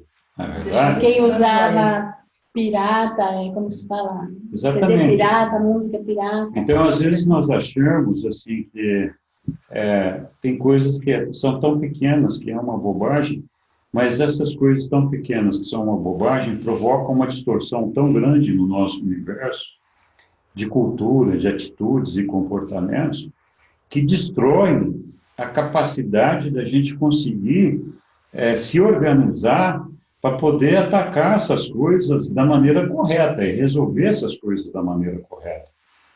Então, quando a gente fala de vivendo os ensinamentos, das vivências, daquilo que está no livro Dante, a vivência é isso, né? Por que nós discriminamos as pessoas? Por que nós temos o preconceito com o imigrante? Por que nós queremos destruir o imigrante? É verdade que ninguém quer ceder o seu emprego para um imigrante. Ninguém quer ter um concorrente na sua comida. Mas a gente pode trabalhar nas mínimas coisas para que o mundo seja melhor, né? Quando a gente não compra coisa roubada, o mundo já está melhorando. Outro dia estava vendo lá essa empresa que cuida da telecomunicação no Brasil, essa entidade que agora eu não lembro o nome, né? Anatel? Anatel. Fez um programa para desligar todos os celulares que têm uma identificação e que foram roubados, foram pirateados, esse negócio todo. Não levou 2 dias, os caras arranjaram um programa para dar o golpe e passar por cima da Anatel, né? Verdade. Isso é impressionante. E aí, e os caras vão em qualquer lojinha, de qualquer botequim, você consegue, para mim, 40 minutos, está pronto. Bom, não, eu não sei se é verdade, vou falar uma coisa, eu não sei se é verdade porque eu não pesquisei, mas a minha cunhada falou que ofereceram para ela um aparelhinho que dá para ver todas as TVs, todos os canais de Sky, NetNow, você compra o aparelhinho na loja Magazine Luiza por R$400. Isso, e é tudo pirata, porque não é, e assim, você só paga uma vez o aparelhinho. Imagina, a Magazine Luiza vendendo um aparelhinho pirata para roubar a net, roubar a Sky. Gente, que coisa horrorosa. Eu vi assim, ó, hoje é horroroso isso. Então, assim, é claro que o propósito aqui não é ficar apontando as coisas, a gente só está citando... Mas é só para ver, assim, citando alguns exemplos, pessoas, né? A conduta, assim, como a gente mas é que tem tanta coisa. Essas coisas que não interessa. Não pode roubar. Isso é verdade. Não interessa, se custar Mas $1 milhão, não usa. assim, é muito caro, né? Não interessa. Não interessa. É roubo isso. Isso é roubo. Apropriação do intelecto de alguém. Se a pessoa fez, por isso tem. Sim. Mas, enfim, então... Contra a lei. O ponto aqui vale nesse sentido de que nós temos que mudar essa dinâmica, né? Essa dinâmica tem que ser alterada, né? E se a gente pensar bem, todos nós pensarmos bem, algumas vezes eu já perguntei, né? Eu falei, olha, nenhum de nós aqui nessa mesa acha que alguma vez votou no Rio de Janeiro, né? Eu estou citando o Rio de Janeiro porque eu justamente sei que a maioria de nós não tem nada com isso. Mas olha a situação, A Leila lá dando risada. O estado que está o Rio de Janeiro, mas ela mora em Florianópolis. Mas ela já votou no Rio de Janeiro. Então, você veja só, nós nunca votamos no Rio de Janeiro. A Andréia também. Nós não temos nada a ver com o Rio de Janeiro, mas nós estamos pagando aquela conta. Nós temos um exército trabalhando lá, tem todo aquele povo sofrendo, todo aquele negócio lá. Acho que essa conta não vem para a gente. O governo federal acabou de conceder benefícios, né, de empréstimos para o Rio de Janeiro, conceder perdão de dívida, conceder atraso de pagamento de dívida. Esse dinheiro é nosso, nós é que estamos pagando. Né? Nós que estamos pagando. Então, assim, não estou citando o Rio de Janeiro, mas isso acontece com a maioria dos estados brasileiros. Então, assim, essas questões, elas afetam o mundo todo. Então, nós temos que pensar assim, o que acontece no Japão me afeta aqui. O que acontece na Índia me afeta aqui. O que acontece na África afeta aqui. Então, assim, nós temos que botar na cabeça que o nosso planeta é a nossa casa, é o nosso mundo, e que as pessoas que habitam esse planeta são nossos irmãos. E o que acontece de ruim para eles, de uma maneira ou de outra, respinga aqui na gente. O dia que a gente tiver a visão que esse planeta é a nossa casa, e não a cidade de Curitiba, ou a cidade de São Paulo, ou seja lá qual for, quando a gente tiver essa consciência, o mundo vai mudar. Né? Essa que é a verdade. Sim. Mais uma pergunta. Para o meio ambiente, não tem fronteira. O ar que está aqui está em todo lugar. Exatamente. O rio que polui lá nós pagamos. Exatamente. Então está tudo interligado. Só que as pessoas não conseguem a sensibilidade de sentir. Percebem. O cara toma um refrigerante de canudinho lá nos Estados Unidos, mata tartaruga aqui na costa brasileira. Nós temos que... Não tem fronteira esses negócios. Assim, o pecado não tem fronteira, a miséria não tem fronteira. A gente pode tentar se proteger, mas essa proteção ela é equivocada, porque você faz parte de um mundo que mesmo que você construa uma bolha ali, você não vai conseguir ficar o tempo todo, o resto da vida na bolha. Vai chegar uma hora que todo esse negócio que tem por fora vai chegar nessa bolha. Não tem como evitar que isso aconteça. Eu acho que já está chegando, né? Ontem eu liguei para o meu primo lá no Rio, sabe? Primeiro atendeu a esposa dele. Aí, eles são tudo Lula, né? Tudo Haddad, né? Aí, eu estou falando isso só para fazer um resumo do resumo, né? Aí ela falou assim para mim, menina, mas você viu o que aconteceu agora? Como é que pode, né? O povo elegeu esse homem. Então. Aí eu falei assim, olha, sabe o que eu acho? É que eu estou aqui num lugar, sabe, muito bom, sabe? Mas é difícil morar aí com essa violência toda, né? Eu já estava doente, né? E coisa e tal. Falei, bom. Eu falei, eu acho que é por causa da violência que elegeram esse homem. Sabe? Tive que falar assim, né? Eles não conseguem entender certas coisas. Num local onde um partido não consegue ouvir o outro, não consegue entender o outro. Eu estou falando de ambos os lados, não falo só de Haddad, não estou falando só contra o Haddad, não, tá? Falando também contra o Bolsonaro. Vamos colocar assim, né? Vamos colocar as duas coisas. Não adianta a gente ser parcial, temos que ser imparciais, né? Eu acho que esses dois grupos, como que eles não se entendem? Será que não existe nenhum ponto comum aí? Como é que essas pessoas não param para pensar que não existe uma interseção? Porque eu sou matemática, é muito fácil para mim falar sobre interseção de conjuntos. Então, nós temos dois conjuntos, A e B. esses conjuntos nunca se entrelaçam, eles não têm um ponto comum, nenhum ponto comum. Quer dizer, essas pessoas não conseguem pensar sobre isso. Como é que elas vão pensar sobre assuntos tão mais sérios? Né? Aí, resumindo, eu chego lá no mandado de publicação do livro. E fala que nós, de tudo que ele fala da questão ideológica, né? Fala de algumas coisas, é até pequeno, mas ele fala sobre algumas coisas e fala que nós devemos nos ater a estudar diligentemente a parte 4 do livro, a parte de Jesus. Então, eu vejo que isso aí realmente é o cerne. Eu acho que isso é o início das coisas, sabe? Eu acho. É verdade. A gente tem que aprender às vezes a gente acha que está muito espiritualizado, mas a verdade é que é muito difícil você reconhecer a Irmandade como sendo teu irmão, né? E tem alguns irmãos que são menos irmãos ainda. Então, a gente tem essa dificuldade, né? Tem que reconhecer isso. E isso é uma amostra de como que a gente tem que crescer todos os dias. Uma vez perguntaram para Jesus como é que você sabe que você está crescendo espiritualmente. Aí Jesus fala assim, olha, conta quantos amigos, quantos irmãos novos você fez por dia. Essa contagem, essa medida, é a medida do teu crescimento espiritual. Então, quantos irmãos você fez hoje? Faça um hoje, faça outro amanhã. E vai fazendo. Você não precisa querer abraçar o mundo todo, mas se você abraçar um por dia, você já está chegando lá. Né?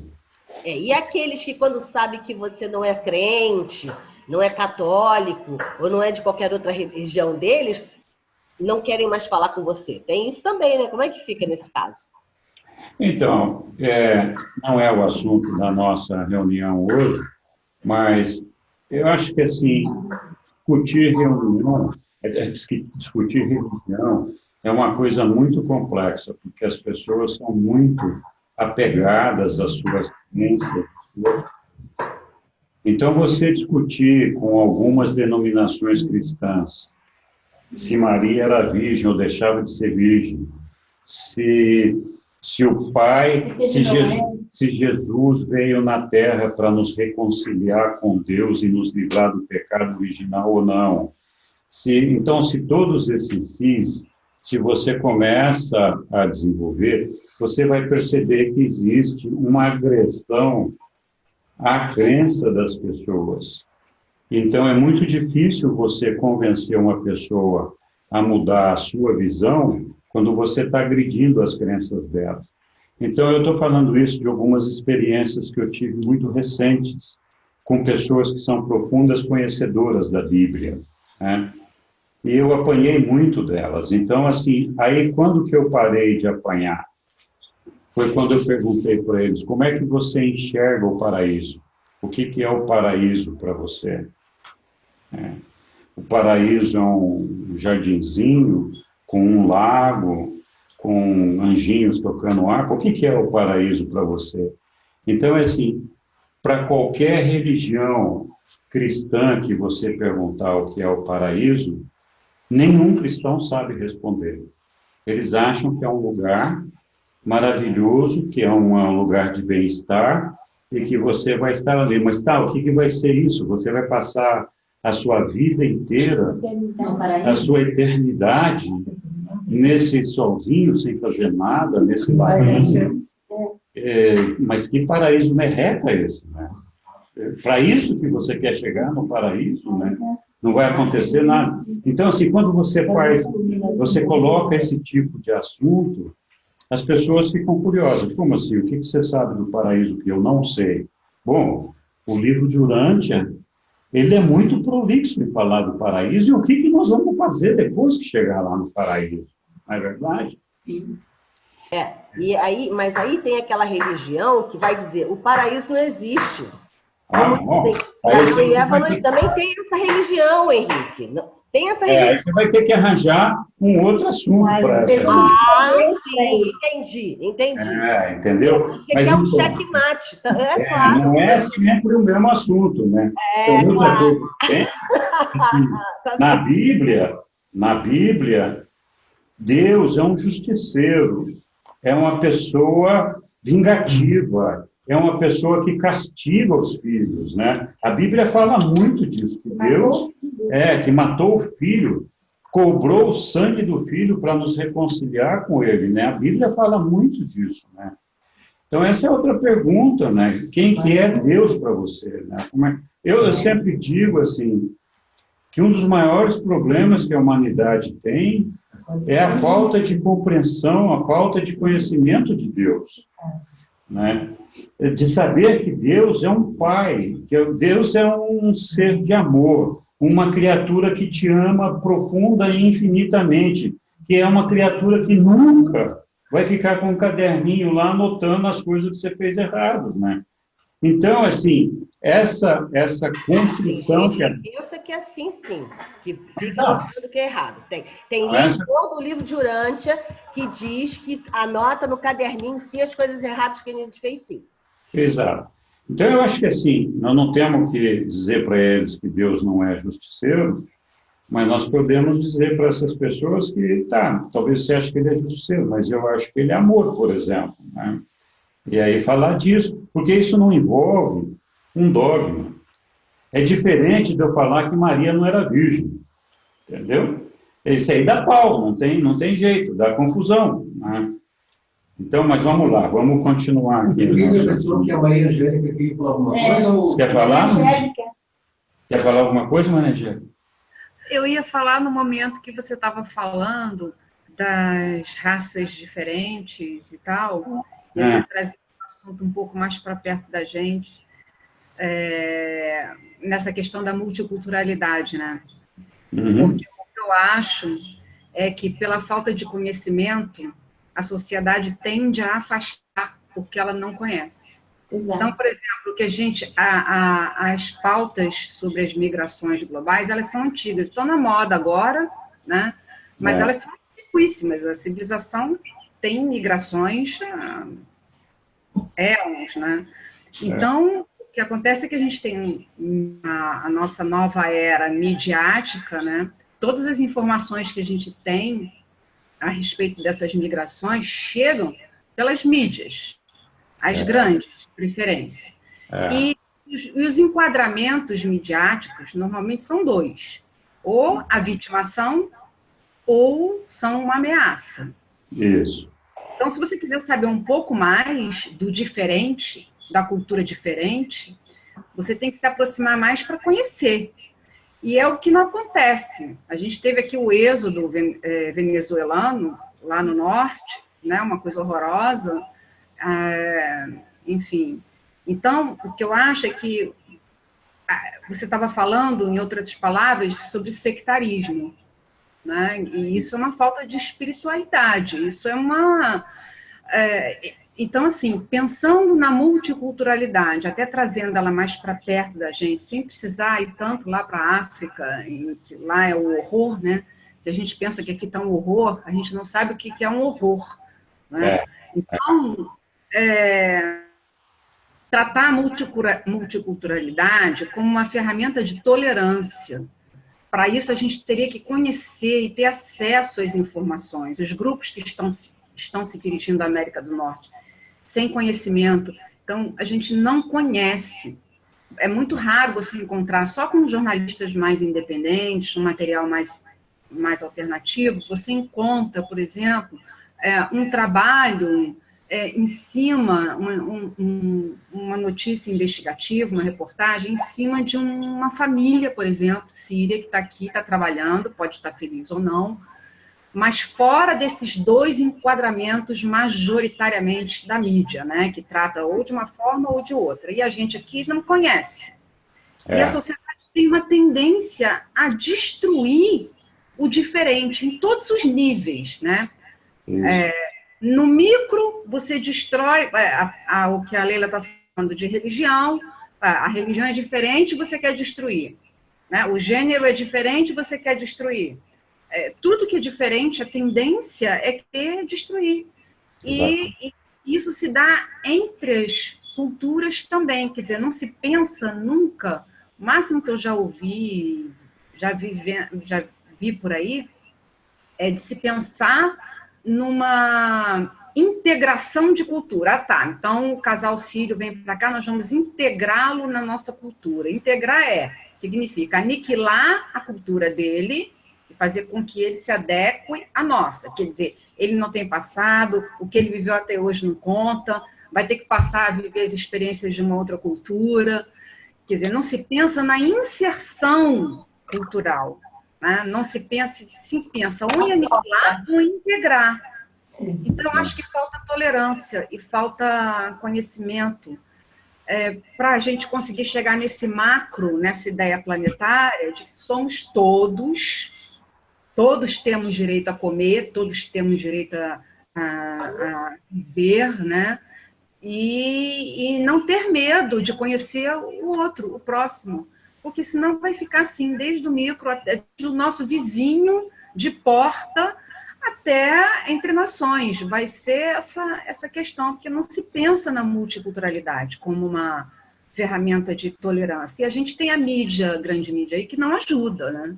Exatamente. Então, eu queria dar essa participação, porque isso é uma coisa que eu penso bastante, e a gente pode trazer do social, de qualquer plano, a gente pode pensar a partir de qualquer fonte, todas elas vão dar nesse absurdo espiritual aí, quer dizer, nesse caminho espiritual que a gente precisaria chegar e que a gente não consegue chegar, né? Você falou bem, eu só inverteria a ordem, né? É assim, a gente não consegue chegar nisso porque a gente não se desenvolveu espiritualmente, acho que é o contrário.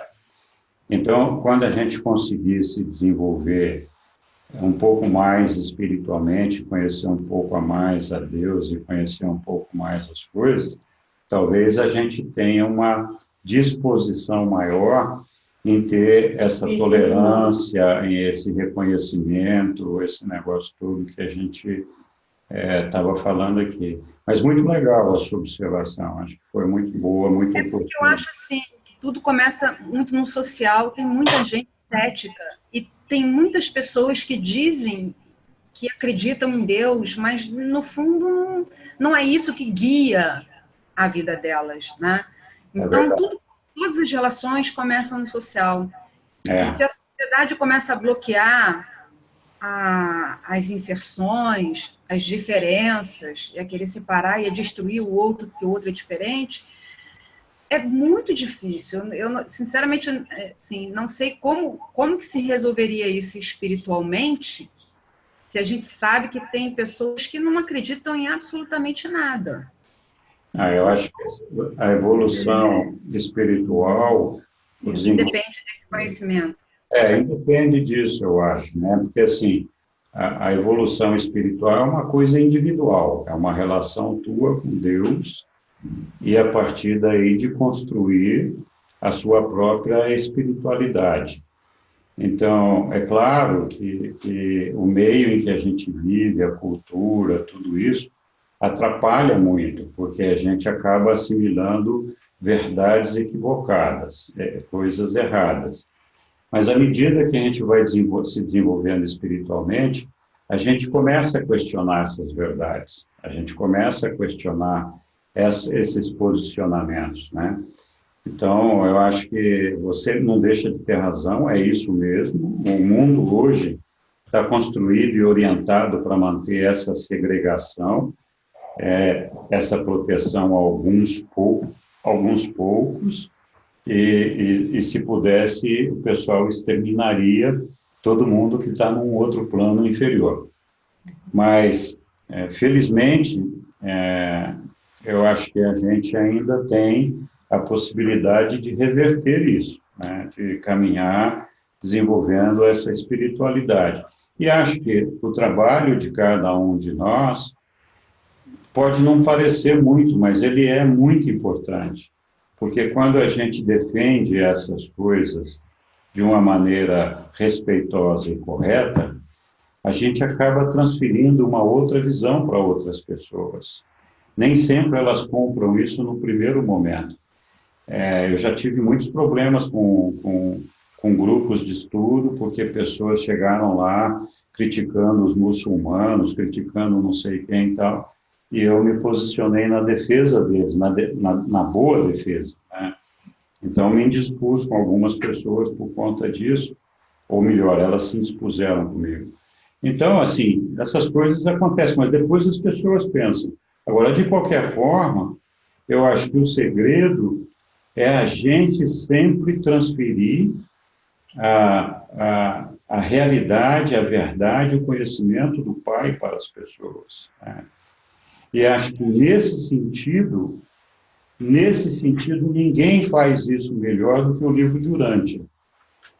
Porque o livro de Urântia fala muito de Jesus, é espetacular a parte de Jesus que tem no livro de Urântia, é uma correção de tudo aquilo que o cristianismo errou sobre Jesus, então é fantástico, é maravilhoso, mas nenhum lugar do mundo revela o Pai como revela o livro de Urântia, porque Jesus já estava revelado.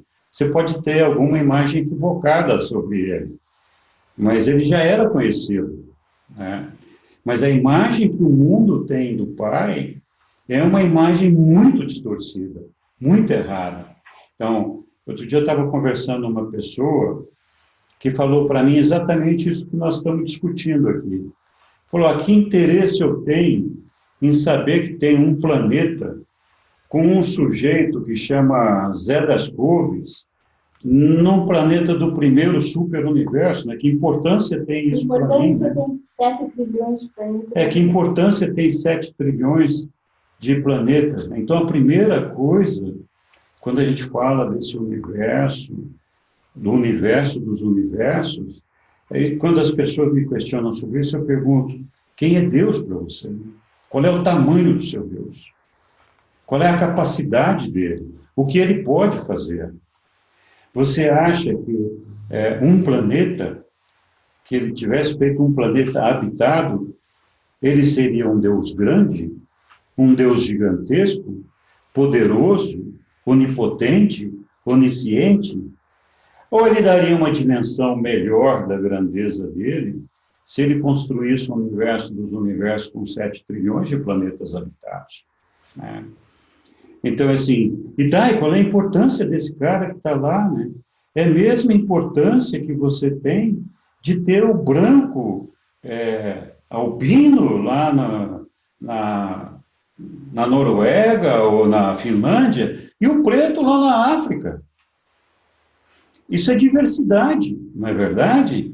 Deus construiu 7 trilhões de planetas habitados. Imagina a quantidade de gente que tem nesses planetas todos. E não tem 2 iguais. Não tem 2 iguais. Então, é uma diversidade gigantesca, né? Então, esse é o significado. Deus construiu isso para que a gente aprendesse a conviver com essa diversidade, que a gente pudesse se desenvolver, construir uma nação, construir um povo, construir uma irmandade, respeitando essa diversidade. E sendo mais do que respeitador, sendo inclusivos dessa diversidade, né? Fala, João. Só para você dar sequência na sua fala, e dá para falar que o livre-arbítrio, quem não se adequar, vai ficar. Nós que estamos nesse caminho, aprendendo a experienciar toda essa maravilha que fala ali. Quem não quiser, não vamos se dispor com esse Exatamente. Pessoal. Então, é tão maravilhoso que está mostrando ali no livro, ali, nós estamos nessa busca, então tem um mundo de oportunidades que nós vamos fazer, várias coisas que essas pessoas não vão fazer. Então, não vamos se dispor. Se ela quer ouvir, vem. Se não quer, Exatamente. Não vamos perder tempo. Vai para quem queira. Mas então, isso mostra o desconhecimento que as pessoas têm do Pai, né? Quando você fala quem que é Deus para você, desenha esse Deus. O que você acha que ele é capaz de fazer? As pessoas falam, não, Deus é capaz de energizar uma pedra que eu levo para o meu escritório e traz energias positivas no meu escritório e afasta todo mal olhado. Mas Deus não é capaz de fazer o livro de Urântia. As pessoas não param para pensar nisso, né? Então, que Deus é esse, né? Que é capaz de algumas coisas e de outras não. Por que você tem essa incredulidade, né? Por que você não tem? Então, eu sempre digo que entender e conhecer a Deus é a chave do segredo de muita coisa. Independentemente de conhecer a história de Jesus, se a gente falasse assim para uma pessoa que conhece o livro de Urântia e que já leu sobre Deus e tem essa noção de Deus que é dada pelo livro de Urântia, se você falar, olha, você sabia que Deus mandou um filho dele lá na terra para ser crucificado e tudo, para fazer as pazes com os homens? Quem conhece esse Deus não aceita esse negócio nunca na vida. Mas você está ficando louco. De onde saiu essa ideia maluca da sua cabeça? Um pai humano não faria isso com seu filho. Você quer que Deus faça isso com o filho dele, né? Então, esse desconhecimento de Deus é uma coisa muito forte. A gente, da mesma coisa que as crendices que a gente tem, né? De a gente achar que, por exemplo, tem coisa que traz o mal olhado, que traz, se você fizer isso, você recebe aquilo, se você ver um gato preto, você tem que fazer não sei que tipo de coisa. Então, é assim, se você conhece o Pai, conhece Deus, e sabe que Ele criou esse mundo aqui, com um propósito que está definido ali, como nós temos no livro de Urântia, você acha que Deus ia fazer essas pegadinhas com a gente? Não, olha, está cheio de pegadinha aqui, olha. Tem essa aqui do espelho, tem essa daqui da escada. Olha, presta atenção. Você acha que Deus ia perder tempo com isso? E fazer um planeta ridículo desse para a gente viver? Tenha dó, né? O pai tem mais o que fazer do que ficar pensando nessas armadilhas para pegar os trouxas aqui que estão tentando achar ele, não é verdade? Não é verdade? A gente fica aqui, não, porque isso, porque aquilo, porque Deus... Escuta. Ô, Leila, você está falando com a gente? Eu não estou te escutando.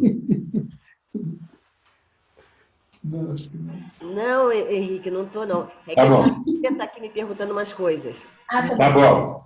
Então, assim, quando a gente conhece Deus e o propósito dele para a nossa vida, falar o que Deus, por que ele nos criou? O que nós estamos fazendo aqui? Pô, mas que Deus miserável esse que fica arranjando pegadinha, truquezinho para mim? Tudo que ele quer é que eu chegue nele. Você acha que o cara ia ficar fazendo armadilha, pegadinha, truquezinho para me pegar na curva, na esquina? Pô, mas que bobagem. Não é verdade? É verdade. Tentar me perder? Tentar perder. Eu acho que isso é uma ofensa a Deus. Isso é uma ofensa a Deus, né? Você ficar pensando para não, porque, putz, eu odeio, eu tenho que pegar um pé de coelho, eu tenho que... todos nós já tivemos as nossas superstições, alguns ainda têm, eu já tive as minhas, né? E hoje eu fico olhando isso e falo, puta, mas não é verdade? Pô? Por que Deus ia me fazer passar por essas bobagens, né? Aí fala assim, não, mas Deus pode te dar provas e experiências para passar e para viver? Sim, todos os dias. Você pode perder coisas que Deus quer que você perca o apego por elas. Que você não fique apegado àquelas coisas. Ele quer que você pense nele nos momentos de dificuldade, porque nos momentos de felicidade você nunca se lembra dele.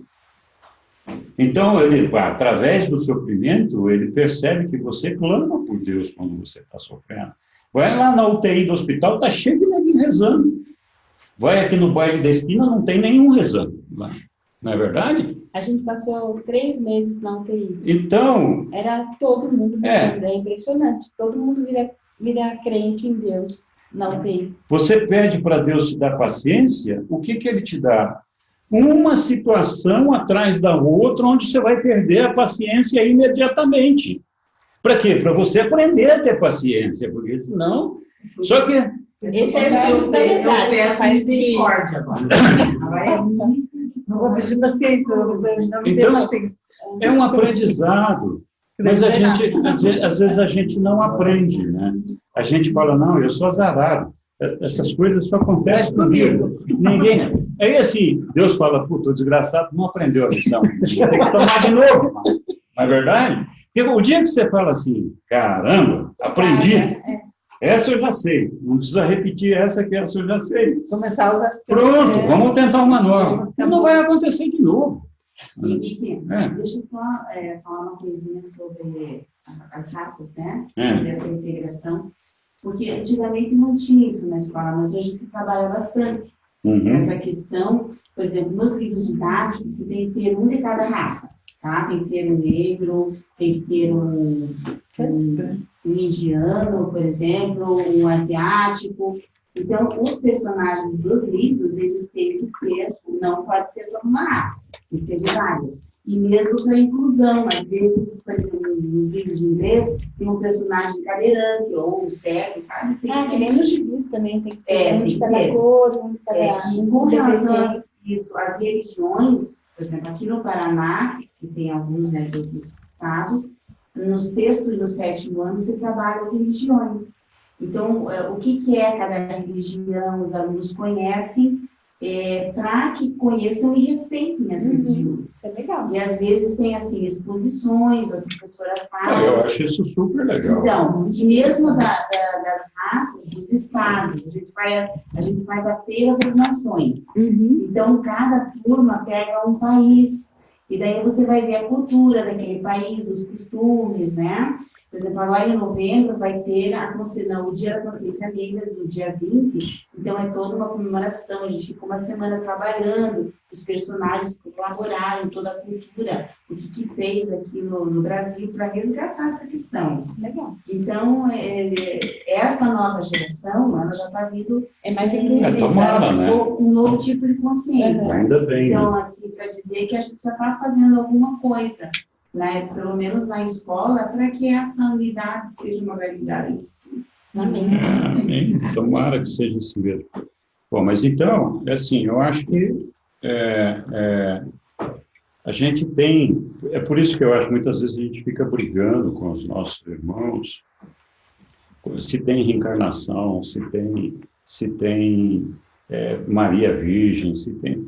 Tudo isso é bobagem, A hora que a pessoa entende e conhece a Deus, conhece ao Pai, sabe que é um Pai amoroso, se abre para entender por que nós existimos, né?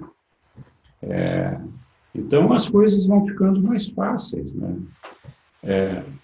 Eu tenho discutido bastante, porque o nosso livro, que é intitulado A Quinta Revelação, né? Não sei se todos vocês já prestaram atenção, mas assim, ele fala, olha, o livro é a quinta revelação. Jesus foi a quarta revelação. Adão e Eva foi a segunda, né? A terceira foi o príncipe de Salém. Melquisedeque. Então, assim, nós tivemos diferentes revelações. Então, assim, a espiritualidade não é uma novidade. A existência de Deus não é uma novidade. As coisas vieram crescendo. Muitas delas foram se distorcendo no meio do caminho. E Jesus é a quarta revelação. Quando a gente lê a história dos documentos de Urântia, a gente vê que o livro de Urântia, quando foi planejado para ser dado a esta humanidade, ele só tinha 3 partes, ele não tinha 4. Então, foi feito a parte 1, a parte 2 e a parte 3. Quinta revelação. A parte 4, que é a parte de Jesus, foi um pedido especial dos seres intermediários que quiseram e pediram autorização para incorporar no livro. E essa parte não teve nem discussão. Quando foi autorizado, foi incorporado e ninguém debateu. Pronto, foi lá para frente, usou dele inteiro e pronto, e acabaram. Então, assim, Jesus não é a quinta revelação. Jesus é a quarta revelação. Foi incorporada no livro, a parte de Jesus, a pedido dos seres intermediários. E eu imagino que com um propósito muito nobre, um propósito de resgatar a verdade sobre Jesus e de aproveitar a paixão que muita gente, muitos cristãos têm por Jesus e utilizar Jesus como uma ponte para isso daí. Então, porque todos nós conhecemos Jesus, Jesus nos toca profundamente no nosso coração. Então, o que tem de novidade no livro de Urântia não é Jesus. Tem uma novidade sobre Jesus lá, que é trazer a perspectiva certa do papel e do trabalho de Jesus aqui na Terra. Mas Jesus não é a quinta revelação. A quinta revelação é o Pai. É o universo dos universos. Essa é a quinta revelação. E o que Jesus veio fazer aqui? Veio revelar o Pai. A gente Exatamente. Não entendeu nada. O que Jesus veio fazer aqui? Ele veio revelar o Pai. Até hoje nós não entendemos isso. Aí vem outro aqui e fala, não, vou revelar o Pai de novo. Aí o que nós fazemos? A gente só lê a parte de Jesus. Não lê a outra parte. Não é verdade? Nós estamos fazendo... Está certo que o mandato de publicação lá pede para a gente estudar como Jesus fez. O caminho que ele seguiu. O que eles querem dizer com isso? Olha, aprendam que, primeiro, vocês são filhos do Pai. Isso Jesus dizia todo o tempo. Eu tenho um Pai. Meu Pai está no céu. E esse Pai eu vim revelar para vocês. Aprenda diligentemente o que Jesus veio fazer. Veio revelar o Pai. Segundo, vocês são meus irmãos. Sabe? Faça o serviço ao Pai e serviço aos irmãos. Não é repetir a vida de Jesus. É diligentemente que ele veio fazer isso, revelar o Pai, nossa obrigação, revelar o Pai. Nós temos que revelar o Pai. Que Pai? Esse Pai que está aqui no livro de Urântia, não é o Pai não sei de onde, é esse Pai que nós temos que revelar. E reconhecer a irmandade dos homens, é isso. É claro que a parte de Jesus é magnífica, é tocante, brilhante, maravilhosa, espetacular, sensacional, e todo mundo se apaixona por ela, eu também me apaixono. Mas a gente não pode cair no mesmo erro que os apóstolos caíram lá atrás. Então, mas enfim. Eu tenho a impressão que o Milton estava falando levantada aí. Ô Milton, você quer falar alguma coisa, Milton? Não? Tá bom, então. De repente a Liana, que eu sei que ela está aí com você. Não, olha, é o seguinte, eu queria falar só uma coisa com relação ao que foi dito antes sobre as manifestações de Deus. Por exemplo, no tocante ao que ele nos instiga a fazer.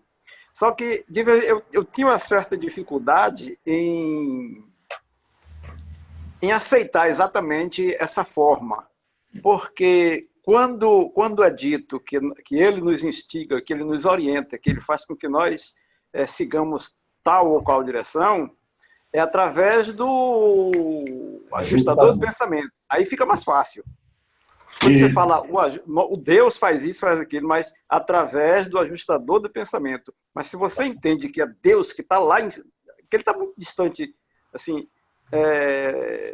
apesar de estar junto, através do ajustador, mas ele está distante como o Deus todo.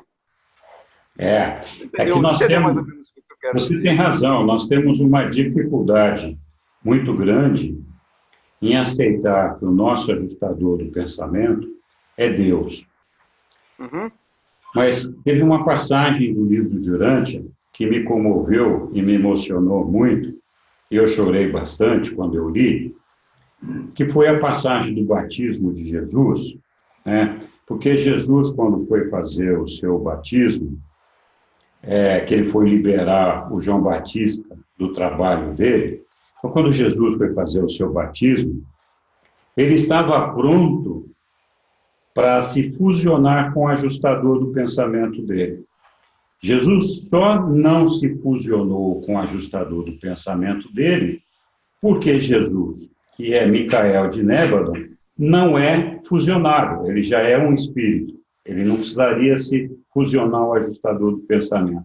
Mas ele tinha um ajustador do pensamento e ele desenvolveu toda a sua alma com a ajuda desse ajustador do pensamento, que é um ajustador do pensamento exatamente igual àquele que habita cada um de nós, não é diferente.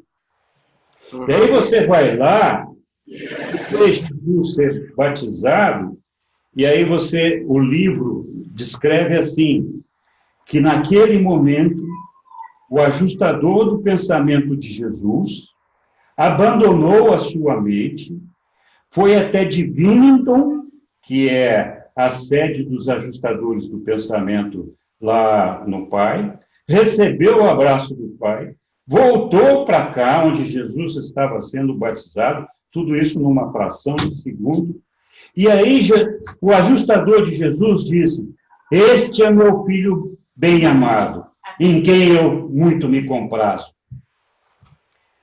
Quando eu li aquilo, eu chorei que nem criança, porque eu tenho um ajustador desse na minha cabeça, igualzinho a esse, não é diferente. É Deus que está ali, né? Então, a gente não tem... E Jesus, quantas vezes Jesus repetiu? Vós sois templos de Deus. Não procureis a Deus nos templos, Ele está dentro de vós. Jesus cansou de repetir isso daí. E a gente tem dificuldade de entender essa presença de Deus dentro de nós. E ela está ali. Olha, com relação a... Eu não tenho dificuldade em entender como o ajustador de pensamento, como uma centelha divina. Mas sim, a dificuldade, normalmente, não é talvez não seja nem dificuldade, mas o que eu não aceito é que, quando o pessoal, na maioria dos religiosos, eles dizem que não cai uma folha sem a permissão de Deus. Você vai porque Deus disse aqui. Não é Deus, como eles pensam, Talvez seja como nós pensamos, que é através do nosso ajustador de pensamento.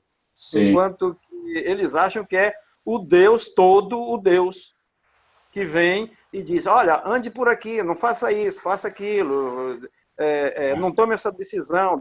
Mas não é exatamente o Deus, mas sim a centelha de Deus em nós. Você tem razão nisso daí. Bom, o nosso prazo aqui acabou. Muito obrigado, Maria Angélica, pela sua contribuição valorosa de hoje também. Muito obrigado, Milton, pela sua contribuição também, foi muito boa. Leila, como sempre, muito obrigado. Ana Cláudia, você falou pouco, mas nós adoramos ter você aí com a gente. Miriam, boa noite, lindinha. Que pena que você não estava aqui hoje para a gente dar um beijo, tá bom? Muito obrigado. Segunda-feira. Oi. Boa noite. Boa noite. Mais uma vez eu cheguei atrasado, porque aqui o horário nosso, nós não temos horário de verão. Então, eu cheguei e já passou. Não tem problema. Quando você chegar, você entra e pronto, acabou. Um abraço para a Liana aí, além de um para você também. Tchau. Okay. Muito obrigado, muito boa noite. Até segunda-feira, se Deus assim permitir. Um abraço para vocês. Boa noite. Boa noite. Obrigada.